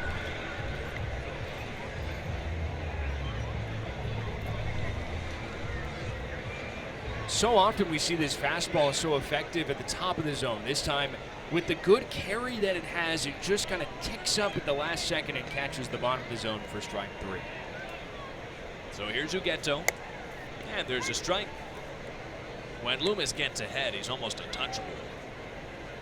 Really, the only way to get on base against him, as we've talked about, is the walk. 3 walks tonight by Riders pitching. 2 of them came last inning. Popped up right side. Corey Joyce back from second. 2 away. How important are those 2 runs now that put up in the top of the 6th by Springfield? Riders got a run back in the bottom of the 6th that, if Brian Magdaleno hadn't allowed anything, would have tied the game. Here it is, still a 2-run game. And we actually have a scoring change on that as well. They got official word from the umpires, a balk instead of a throwing error from Magdaleno. So when he tried to pick off over to first base, it was a balk instead of an errant throw. Doesn't really help him out either way. No. In fact, it hurts him because it makes it an earned run. Yeah, previously just 1 of the 2 runs last inning was earned. Raniel Rodriguez takes a ball, 2 balls, no strikes. You asked me the other day off the air what my least favorite rule in baseball is. I think when a pitcher makes an error in their own inning that leads to a run being unearned, I would say that's my least favorite rule in baseball. I agree. Swing and a miss, 2-1. If you make your own error and that run scores, it should go down on your ledger. I agree. No hits tonight for Rodriguez, though he has drawn a walk, his 4th of the series. Buzzed into the outside corner by Loomis, 2-2.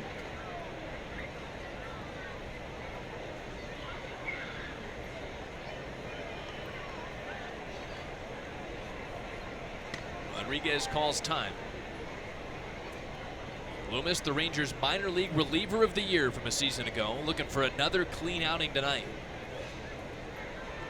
Is 2-2. Got him. Oh, wow. What a pitch off the outside corner by Loomis. And Rodriguez did go around. Our second Benjamin Franklin Plumping call to the bullpen in as many innings for Springfield brings in Austin Love, who we saw back on Tuesday throw a 1-2-3 scoreless 8th inning. Here he's tasked with the 7th, and he gets the top of the Rough Riders order. It'll be Chavez, Dreiling, and Diesla as the Riders trail it by 2. See the numbers over 19 appearances this season for Love. 26 strikeouts and 24 1/3. 4 home runs allowed this year. Chavez finally seeing a righty for the first time tonight. Squares to bunt, takes a ball. 5 innings from the lefty starter Liam Doyle, and the first arm out of the bullpen also a lefty, Jack Finley.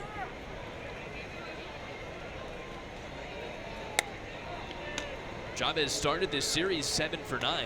Today he's 0 for 3, though he did reach on an error that would have driven in a run regardless in the 5th, but he doesn't get an RBI. Check that, he does.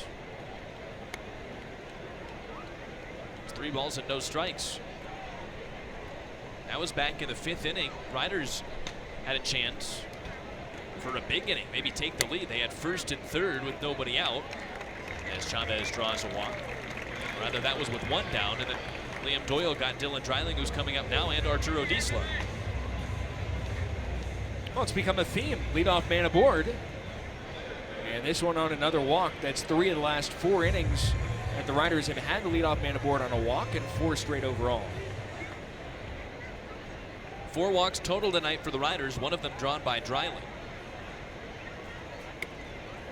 Had a nice night. Homer in the 1st, a walk in the 4th. He did strike out in the 5th, but putting together quality plate appearance after quality plate appearance.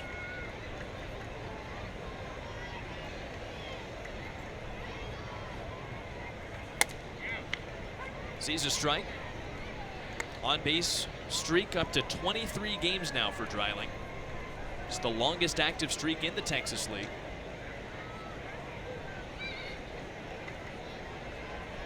Spot in the order the Riders want up in a 2-run game late. Swing and a miss. Love fell over on that pitch, and I don't really know if that was the design of the off-speed above the zone so high, but a Dreiling who rarely expands the zone had his eyes line up and he swung and missed. You don't see swings like that very often from Dylan Dreiling either. Slider above the zone, and you don't see sliders go up there very often. On a 1-2. Dreiling takes in the dirt, 2-2. That's usually where sliders go. Yep. Dreiling's hoping for one right in between those two, right down the middle for him to drive. Give me the one that's just right.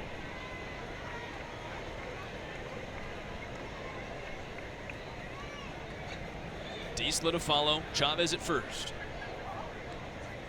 2-2 from Love. Dreiling slaps it the other way, base hit. There's a slider right down the middle, and Dreiling knew what to do with it. Back-to-back runners aboard in the bottom of the 7th. Slider too high, slider too low, slider right down the middle. Thank you very much. Single the opposite way. Dylan Dreiling is way too locked in right now to let that pitch go by. And that is now 3 of the last 4 innings. The Riders have gone walk single to start off the frame. They've scored just twice in the last 4 innings in spite of base runners reaching to lead off the inning in all 4 of those innings. You have to take advantage here, especially with 3, 4, 5 due up with 2 aboard. Eric Peterson out to chat with Austin Love. Boy, the bullpen for Springfield coming into this series was the worst in the Texas League. We didn't really see it rear its ugly head too badly in Game 1, the game that Springfield won to begin the series, until the 9th. Since then, it's been a whirlwind. Yesterday, 3 of the 4 relievers gave up runs for Springfield, and the only one who didn't walked 2 2/3 of an inning. Tying runs aboard for Arturo Diesla. And Austin Love out in the middle of the mound with Chavez at second and Dreiling at first. First one to Diesla. Is on the inside corner. That is a generous call at 97. And Diesla checks. Gets a nod. 0-1. Mission does not change for the Buffalo. And just calibrating the zone. 0-1 pitch. He chops it foul.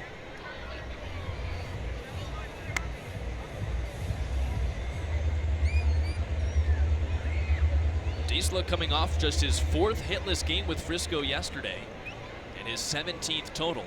He's bounced back today with a single that he scorched in the 4th. He's 1 for 3. On an 0-2. He takes outside 1-2.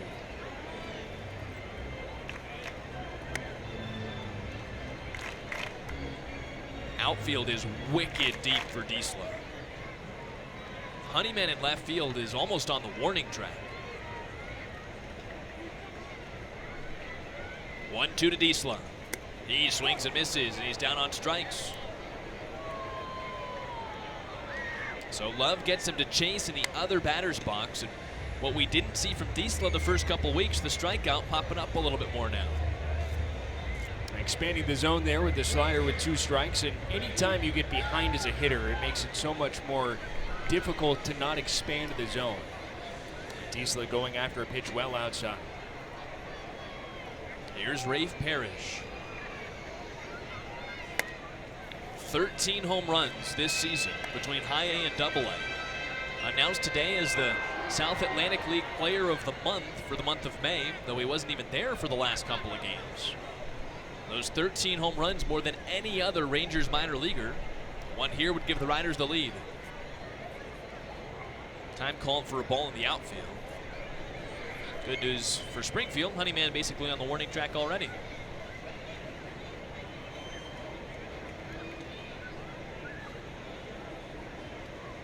Oh, 1 is ball 1.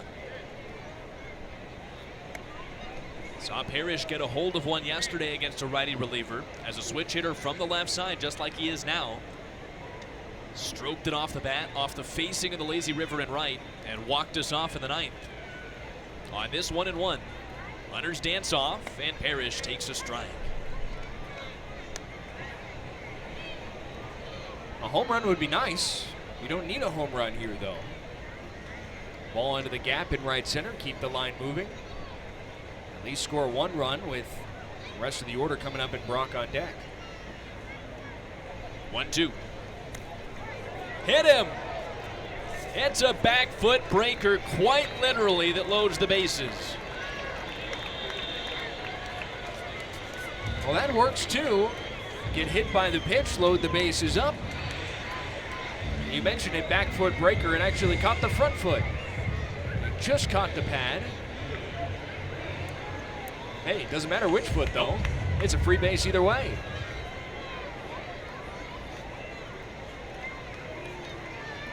Well, the moment has found the man that needs a hit the most. Julian Brock will have to come behind in the count, 0-1. Just 1 for his last 24 over the last 7 games. Did hit the ball pretty well his last time up, though. Fly ball to the warning track and right, nearly an opposite field homer. On an 0-1, Brock. It's a squibber, foul up the first base line, and it's 0-2.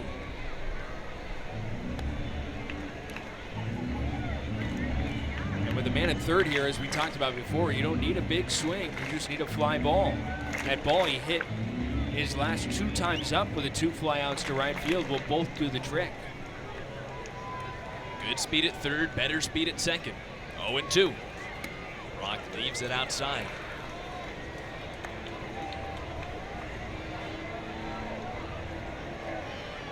Saw the Riders score a couple of times yesterday on bases loaded walks. They also scored on a wild pitch with the bases juiced. 1-2 from Love. And the dirt skips away but stays near home, and it's 2-2. I told you yesterday how this Springfield bullpen has had a really big problem with wild pitches. Their 32 wild pitches are the most of any bullpen in the league. And so a good job by Rodriguez to make sure that stayed close. One grand slam for the Riders this season. It came from Corey Joyce. He's the man on deck. Brock 1 for 3 in these spots. Taking high, 3 balls, 2 strikes. Austin Love does have 2 wild pitches this season, for the record.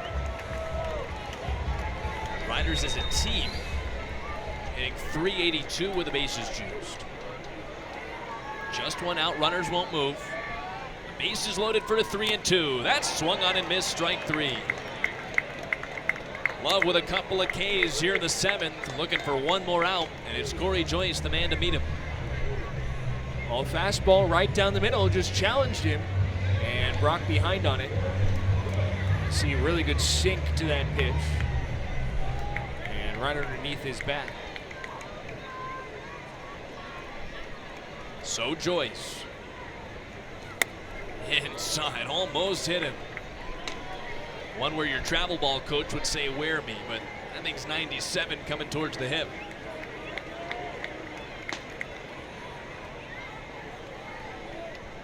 Corey owns an RBI double tonight. Came his last time up.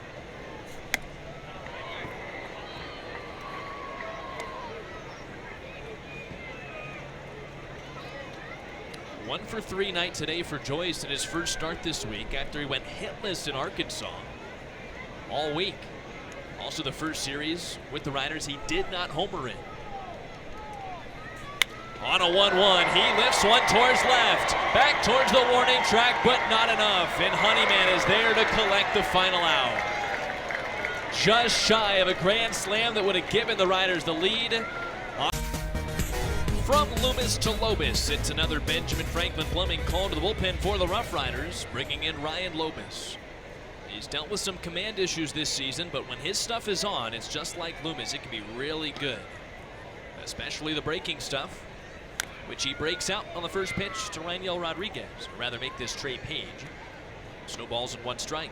It'll be Page, Honeyman, and Cordoba as Springfield looks to add insurance to a 5-3 lead.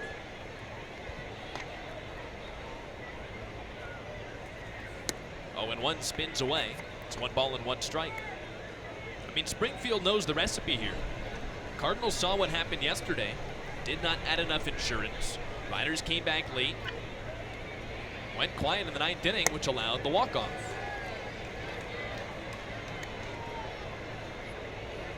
It's a team that has excelled in 1 or 2 run games in this stretch, where they've won 18 of the last 26 games. Even with the loss yesterday by 1 run, they're 10-3. Games decided by 2 or fewer in that span. 1-2 pitch. Chop foul.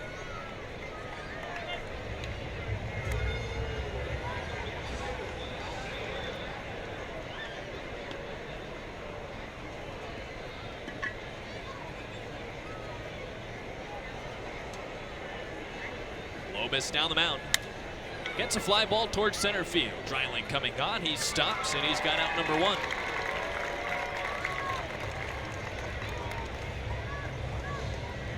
We talked the last homestand.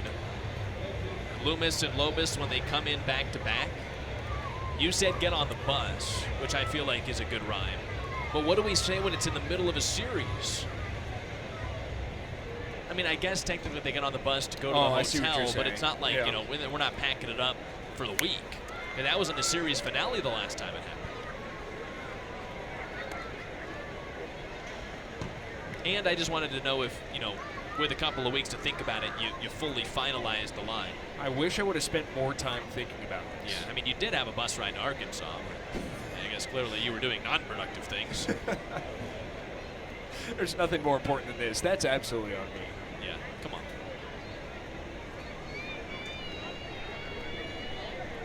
Oh, and 1 on Honeyman. 0 for 3. Checks his swing. He didn't go. I don't know how he didn't. Looked like he wanted to with every fiber of his being. It's ball and a strike. you know, you can do some live thinking right now out loud if you want. I'm trying to think. Swing and a miss, 1-2. I still feel like it sounds like a law office. Yeah.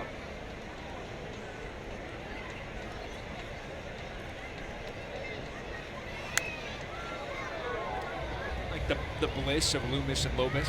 Okay. Although, like, it's the Rough Rider bliss. I feel like it's anything but bliss for the opposite team. Yeah. Offense without a hiss with Loomis and Lobus. Okay. Yeah. I don't know. This is tough.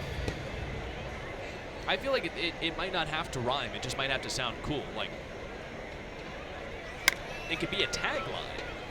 One big hop to shortstop. Chavez whips it to first. 2 down. Good luck. Yeah.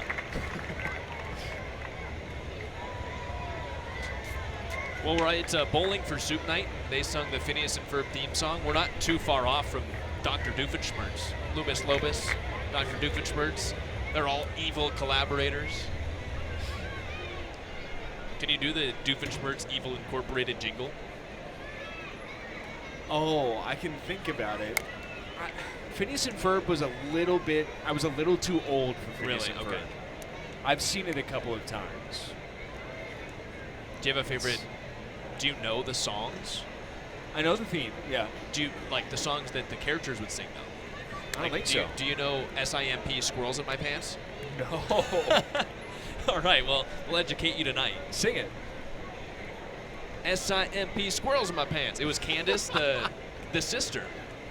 Okay. The sister, it's like a rap song. Oh. I think she's at a skate park, maybe. Swing and a miss, 1-2. There's the song about. Oh, wait. Doofenshmirtz Evil Incorporated. Yeah, Is that right? that was good. Okay. Barry the Platypus. 1-2 from Ryan Lobus. It is outside, 2-2. Perry the Platypus, one of the all-time great cartoon characters. Didn't talk, right? No, I mean he would do the little sound, but no words. Man, you loved this show, didn't you? So I think minor league teams need a Phineas and Ferb night. And Lobus strikes out another. So just like Loomis, 2 strikeouts in a 1-2-3 inning for Lobus. See if the Riders can turn defense to offense. They've got the bottom third of the order coming up next in the bottom of the 8th inning, down by 2. A straight inning with a Benjamin Franklin Plumbing call to the bullpen for the Springfield Cardinals, and it comes to one of their best. Hunter Hayes out of the bullpen with an ERA still over 4.5, but has not allowed a run in 5 consecutive outings. He has shrunk the ERA by more than a run and a half in that span. And one of the lone Springfield relievers that doesn't have a walk issue. Looking to hold on to this 2-run lead in the bottom of the 8th. Marcus Lee sang the first man to meet him. It's a fastball high at 94. 1 ball, no strikes. Lee sang Wagner Martinez. A couple of lefties and a righty in the bottom third of the Rough Riders order. Frisco has had the leadoff man on in 4 consecutive innings, and the first 2 on in 3 of those 4. And this was the part of the order that ignited a run in the 5th inning. The Lee Sang walk.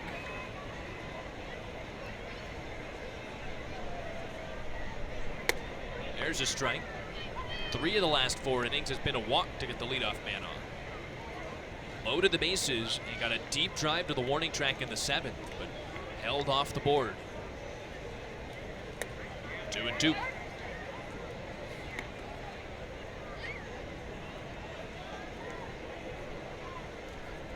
Outside of the walk and the run scored, Lee Sang is 0 for 2. On this 2-2. Works the count full. Just 2 for 28 now in his last 9 games. Batting average down over 30 points in that span.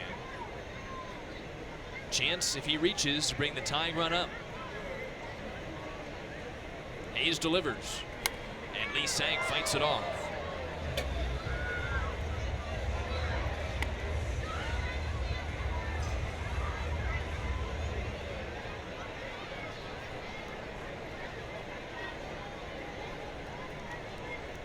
On another 3-2, Lee Sang hits it foul.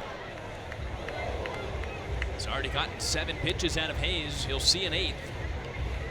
from a man who might be asked to go multiple innings in this game. In his last 5 outings where he hasn't allowed a run, more than an inning in 3 of those 5. Fouled out of the glove. Rodriguez could not hold on to strike 3.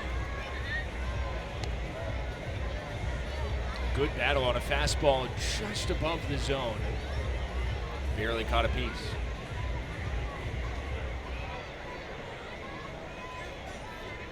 On the 9th pitch of the at-bat, Lee Sang will see a 10th.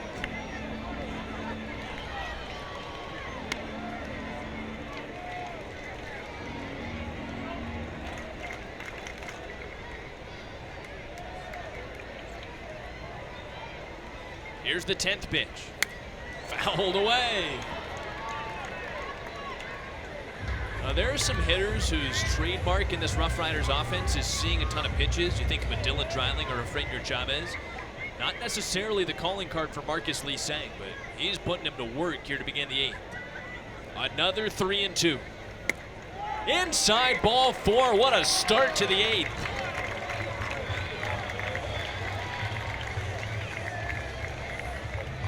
What a great plate appearance.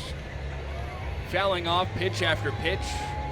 Fouled off 5 pitches in that plate appearance. And then draws the walk. So here's Max Wagner. Single and a walk his last 2 times up. And ball 1. So the leadoff man on now in 5 consecutive innings. The Riders have only scored that leadoff runner twice in the span. And another one on a leadoff walk. Nobody worked harder for the leadoff walk than Marcus Lee Sang. Well, Liam Doyle has started today for Springfield, walked just 1 in the first 4 innings, and the Riders have had 1 walk in each of the last 4 now. Only one of them has come in to score, though. 2-0 to Wagner. Checks his swing, swords it foul. Got to take advantage of the free passes. And that's what Springfield was able to do with Rough Riders gifting a run in the 6th. And as we've talked about almost ad nauseum this season, in a spot like this, you don't need to tie it in the 8th. Even 1 run here would help the 9th. 2-1 to Wagner. Foul back to the screen. But how many times have we seen the Rough Riders come up just short? 5 times this season, the Riders have scored in the final inning and lost by 1 run. So that tells you how big a run could be in this 8th inning. And not only that, but the top of the 9th is equally as important to keep them off the board. We'll get there in a moment. 2-2. Wagner turns it foul. Now, you can make an argument Wagner's had the best at-bats of any Rough Rider here in the 8-hole today. Hard line out, a single and a walk. His only out tonight was hit at 115 miles an hour. I mean, really, save for an Arturo Diesel foul ball earlier this season, that might be the hardest hit ball by a Rough Rider all year. Still looking for his first Riders Field home run. Had 4 on the road his first week. It won't come here. This one's foul. If I remember right, John Taylor had a homer at 116 off the bat earlier this year, but either way, 115 is 115. That's a big-time swing, and that's a lot of power that Max Wagner possesses in a very compact and strong body. First 3 plate appearances tonight came against lefties, this time against a righty. Wagner hits another chopper foul. And it's almost like he got the cue from Marcus Lee Sang, like, let's each get 10 or so pitches out of this guy. You know, one of the Rough Riders staff members was remarking when Wyatt Langford was here that Max Wagner is almost like a little bit Wyatt Langford-ish in terms of his body type. He's a little bit smaller than Wyatt is. Wyatt looks like a linebacker, but Wagner is very strong. And not the biggest guy in the world, but has a ton of power, and he's shown that today. Came in for him as the replacement DH yesterday. Lifts it, right side, foul territory. Page has been over to this spot before near the dugout, and this one falls in foul. Well, he took a banana route to that one to try and get it, and then reached in with a chance, but it landed on the floor.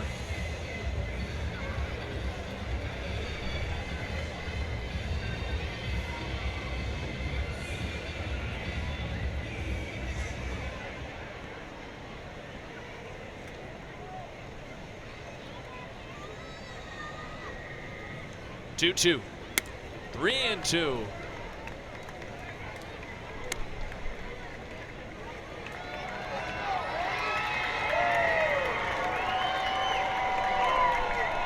Pitches now without an out for Hunter Hayes. 3-2 pitch. Wagner hits a pop-up. Back of second. Is somebody there? Shortstop Gazdar calls for it. He dropped it, but there's an out at second base waiting for him. And the defensive woes continue for these two teams in Springfield. Lucky that Marcus Lee-Sang had no choice but to go back to first. There's nothing he can do there. I mean, this is a routine pop out, or at least it should be. And Gazdar just closed his glove too early. And you see Lee-Sang hustling, but Usain Bolt couldn't have gotten there in time. There's just nothing you can do. Here's a mound visit for Eric Peterson, and you wonder if this is, first of all, maybe a little bit to talk, but mostly to give Hunter Hayes a chance to catch his breath. He's thrown 2 of the longest plate appearances of the night, and to get somebody warming up because he's got to be coming close to his pitch count limit. He's thrown 21 pitches to 2 batters. And Darlene Saladin is the one throwing in the right field bullpen, but you talk about Rough Riders late in games, Jack putting pressure on the bullpen. That's exactly what they've done here with the first 2 batters of this inning. Tying run coming up again in the form of Orlando Martinez. It's Wagner who takes over at first after the fielder's choice. Strike 1 to Martinez, right on the black on the outside corner.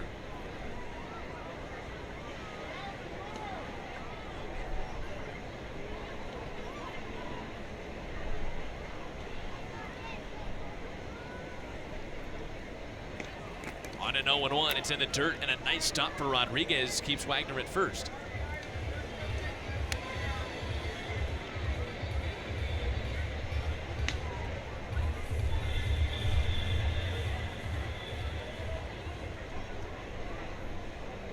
Orlando singled back in the 3rd, a sac bunt in the 5th, and then he bounced out to shortstop in the 6th. Fouled into the glove of Rodriguez, it's 1-2. Well, the top of the order follows, and even though Frenier Chavez doesn't have a hit tonight, you want to pass the baton to the hottest hitter in minor league baseball this week. 7 hits for Chavez in the first 2 games. Strike 3 call, top rail, Martinez down on strikes. So Hayes wins the battle with Wagner, and then he gets Martinez down quickly, and it's up to Chavez with 2 down. I just dropped it off right at the top of the zone on the change. And Martinez clearly looking for something else. You don't see changeups that drop out of the sky like that at the top of the zone very often. Here's Chavez showing bunt. He's done that a couple of times tonight. Pulls it back, this time for a called strike. Chavez tied the game in the 7th yesterday night. Riders would end up losing that tie, giving up the lead. Here's this one through the left side, base hit. Chavez just continues to motor this week. And he passes the baton to Dylan Dreiling. Well, been a quiet night for him based on how loud his nights have been the past few. Base hit the opposite way, not trying to do too much. Got a changeup at the top of the zone. Pretty much the same pitch that Martinez just looked at for strike 3. And put it on the ground through the left side.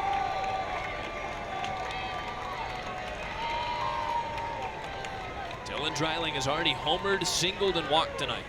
Only time he got out was a strikeout back in the 5th. The Texas League's best hitter with runners in scoring position has a chance with 2 aboard. He's the potential go-ahead run himself in the 8th. Hitting .391 with runners in scoring position this season. On an 0-1, Dylan Dreiling. Handcuffed, but it's a ball, 1-1.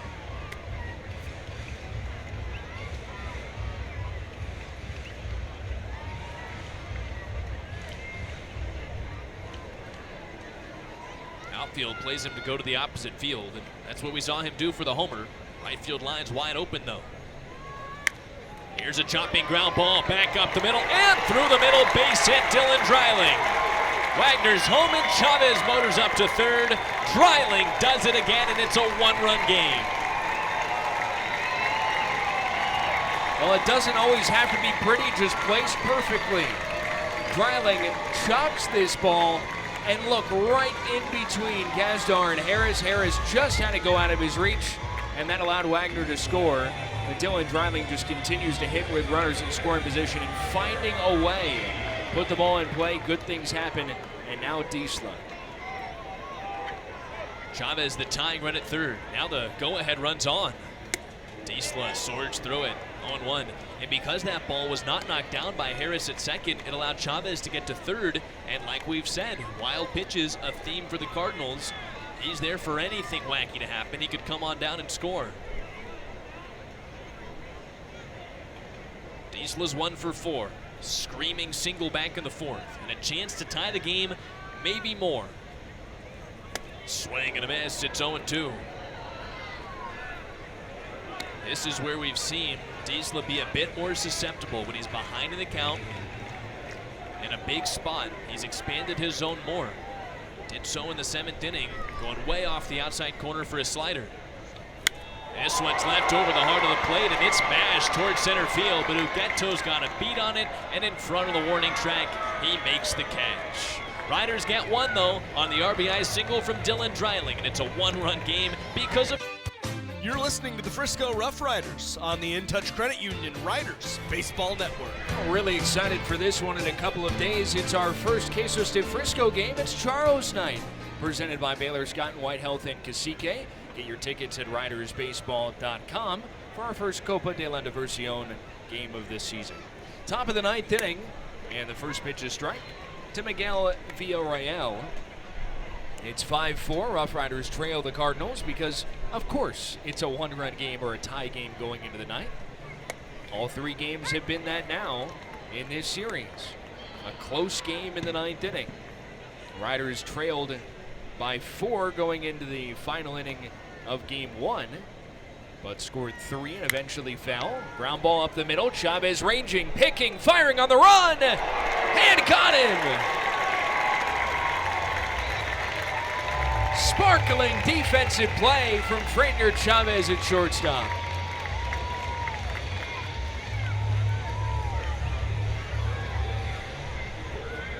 Well, Lopez gives him a clap after this one. Watch how far he goes to his left, and then this is a spinning jump throw. Not just a spinning throw, a little extra theatrics on it for Frenier Chavez. Dakota Harris tags the first pitch down the left field line. A fair ball into the corner. Harris, who had already homered in this ball game, ends up at second, and he's got himself a double in a 3-hit affair. Boy, a breakout series for the struggling Dakota Harris here in Frisco. He has 6 hits now in 12 at-bats. And 4 extra base hits to go along with it. And Thomas St. Clair comes out and we'll have a conversation with Lopez.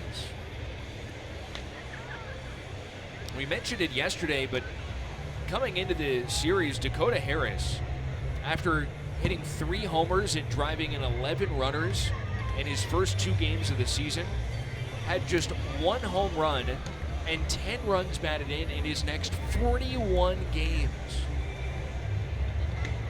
An RBI triple and RBI double yesterday. Solo home run, infield single, and a double today. And he is breaking out in a big way. Grayson Tarlow at the top, or excuse me, bottom of the card. A 1-for-3 game for the designated hitter, playing his first game in this series. And he watches a sweeper outside. That's the cutter, rather, from Lopez.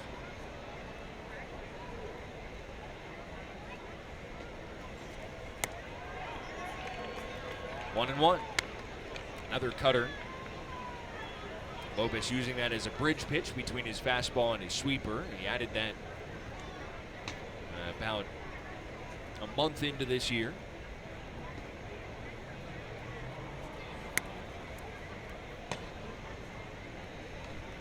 Two balls and 1 strike. Trying to keep it a 1-run game in the 9th inning.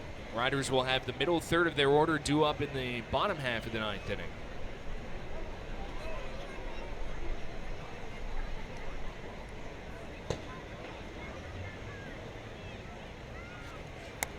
Lobos, who has been so good against righties this year, and most of his struggles when they have come have been against lefties, as you might expect from a guy who throws from a sidearm slot.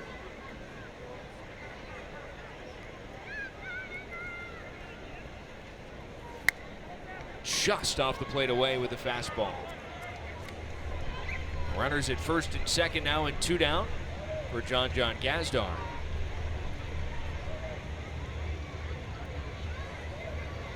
Cardinals do have action in their bullpen with Saladin still throwing.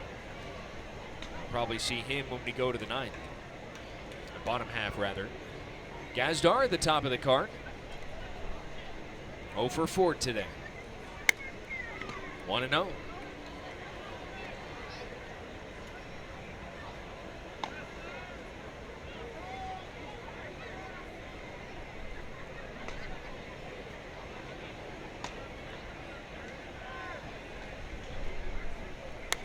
Pick back to second. Jonathan Brand has started to throw in the Rough Riders bullpen just in case. Brand, who has been one of the better Rough Riders relievers since the beginning of May. Runners take off. Fire down to third, and it's into left field. Harris gets up and pedals home, and it's a big insurance run for the Cardinals in the ninth. On the double steal attempt, Julian Brock soaring it into left field. And the Rough Riders commit their second error tonight. And that's one of the rare inaccurate throws we've seen this season from Julian Brock, and it's a big one. And what could have been a 1-run deficit going into the bottom of the ninth, and this inning's still not over.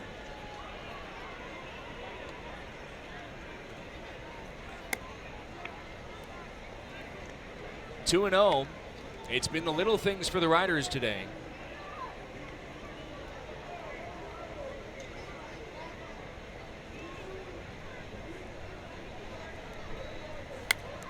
Gazdar sends it foul. Beg your pardon, it's their third error of the night. And Max Wagner, Corey Joyce, and Julian Brock now. And remember, that doesn't even count the drop at first by Rafe Parrish. Turned out to be a big play in a 3-run inning. And it doesn't count the Magdaleno Bach as well, where he threw it away. Could be 5. It has not been a clean night for the Riders at all.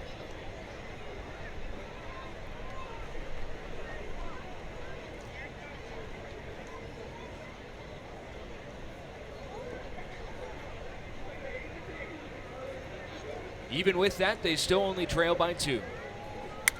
Gazdar on one bounce. Chavez sets his feet. Strong throw. Parrish scoops it out. Good play on both ends. And there are 2 down. Well, Chavez being tested to both sides in this inning. That is 1 hop, and that's spinning away from him. And I think he was trying to maybe long hop that ball to first base and turned into more of a short hop, and Parrish had it.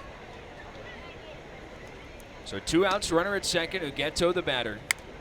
Little check swing right back to the hill. Lobos has got it, and the Riders now trail by 2 going into the bottom half of the ninth inning. Stick with us. A pizza made from scratch that you'll love? It's time for the bottom of the ninth on the In Touch Credit Union Riders Baseball Network. Riders walked it off last night. Do they have another little bit of magic in them? As Darlene Saladin is the new pitcher and a Benjamin Franklin Plumbing call to the bullpen. Saladin pitching for the second time in this series. We saw him in game 1. And Saladin allowed an unearned run in an inning and a third in that game.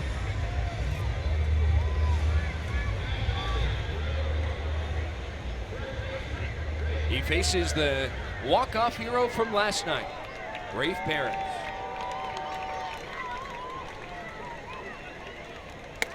Riders need base runners. One swing's not going to do the trick here in the ninth.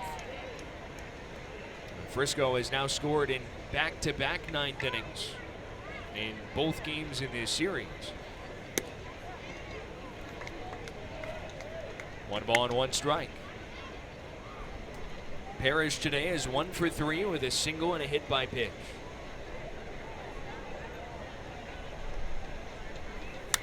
And he goes the other way, a flare down the line, but Honeyman's right there to make the catch.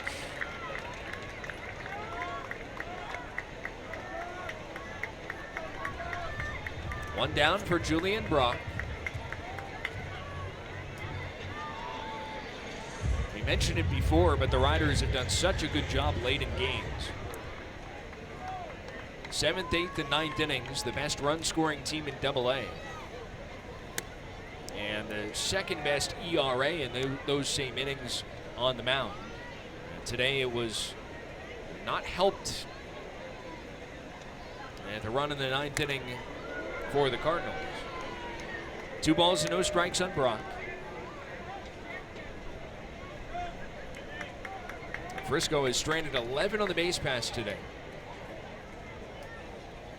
And a majority of that traffic has been in the last few innings. In fact, all 11 base runners have been in the last 5 innings. Riders have stranded at least 2 in every frame. Getting base runners hasn't been the problem. It's been knocking them in. Frisco just 1 for 13 with runners in scoring position tonight, with that only hit being the Dylan Dreiling RBI single in the 8th.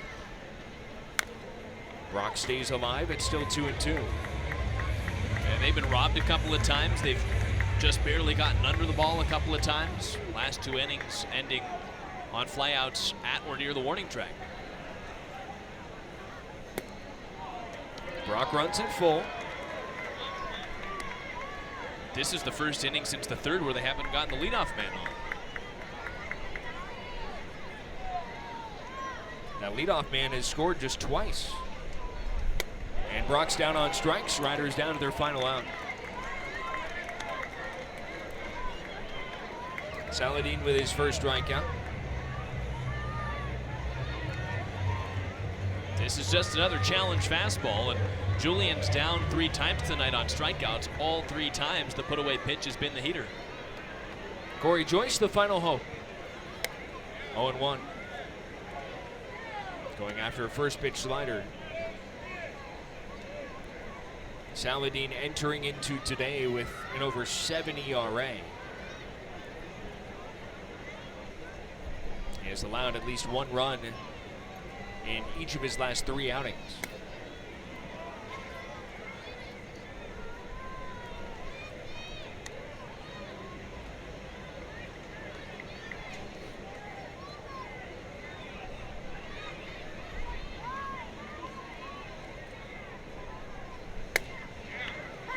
Now the Riders down to their final strike. It's 1-2. Dalton Pence will go tomorrow for Frisco against Durangelo Sanja, a switch pitcher for Springfield. Should be a wonderful pitching matchup. And Joyce down on strikes. The ball game's over. Riders fall to the Springfield Cardinals tonight. Final score of 6-4. Well, Frisco got it going early on the offensive side, and in the middle innings, just a little bit too much for Springfield. And 3 errors certainly came back to bite the Rough Riders today, as they now trail in the series 2-1. Well, it was a good one tonight for Dylan Dreiling, as he drove in a couple of runs, including a solo home run in the first inning, but the Riders do fall 6-4 to the Cardinals. Our thanks to our producer, Jordan Joseph, our director, Chris Ford, my partner, Jack Smith. I'm Zach Bigley saying thanks for picking us up tonight. Final score again, Riders fall 6-4. Stick around, Jack has your post-game coverage next on the In Touch Credit Union Riders Baseball Network.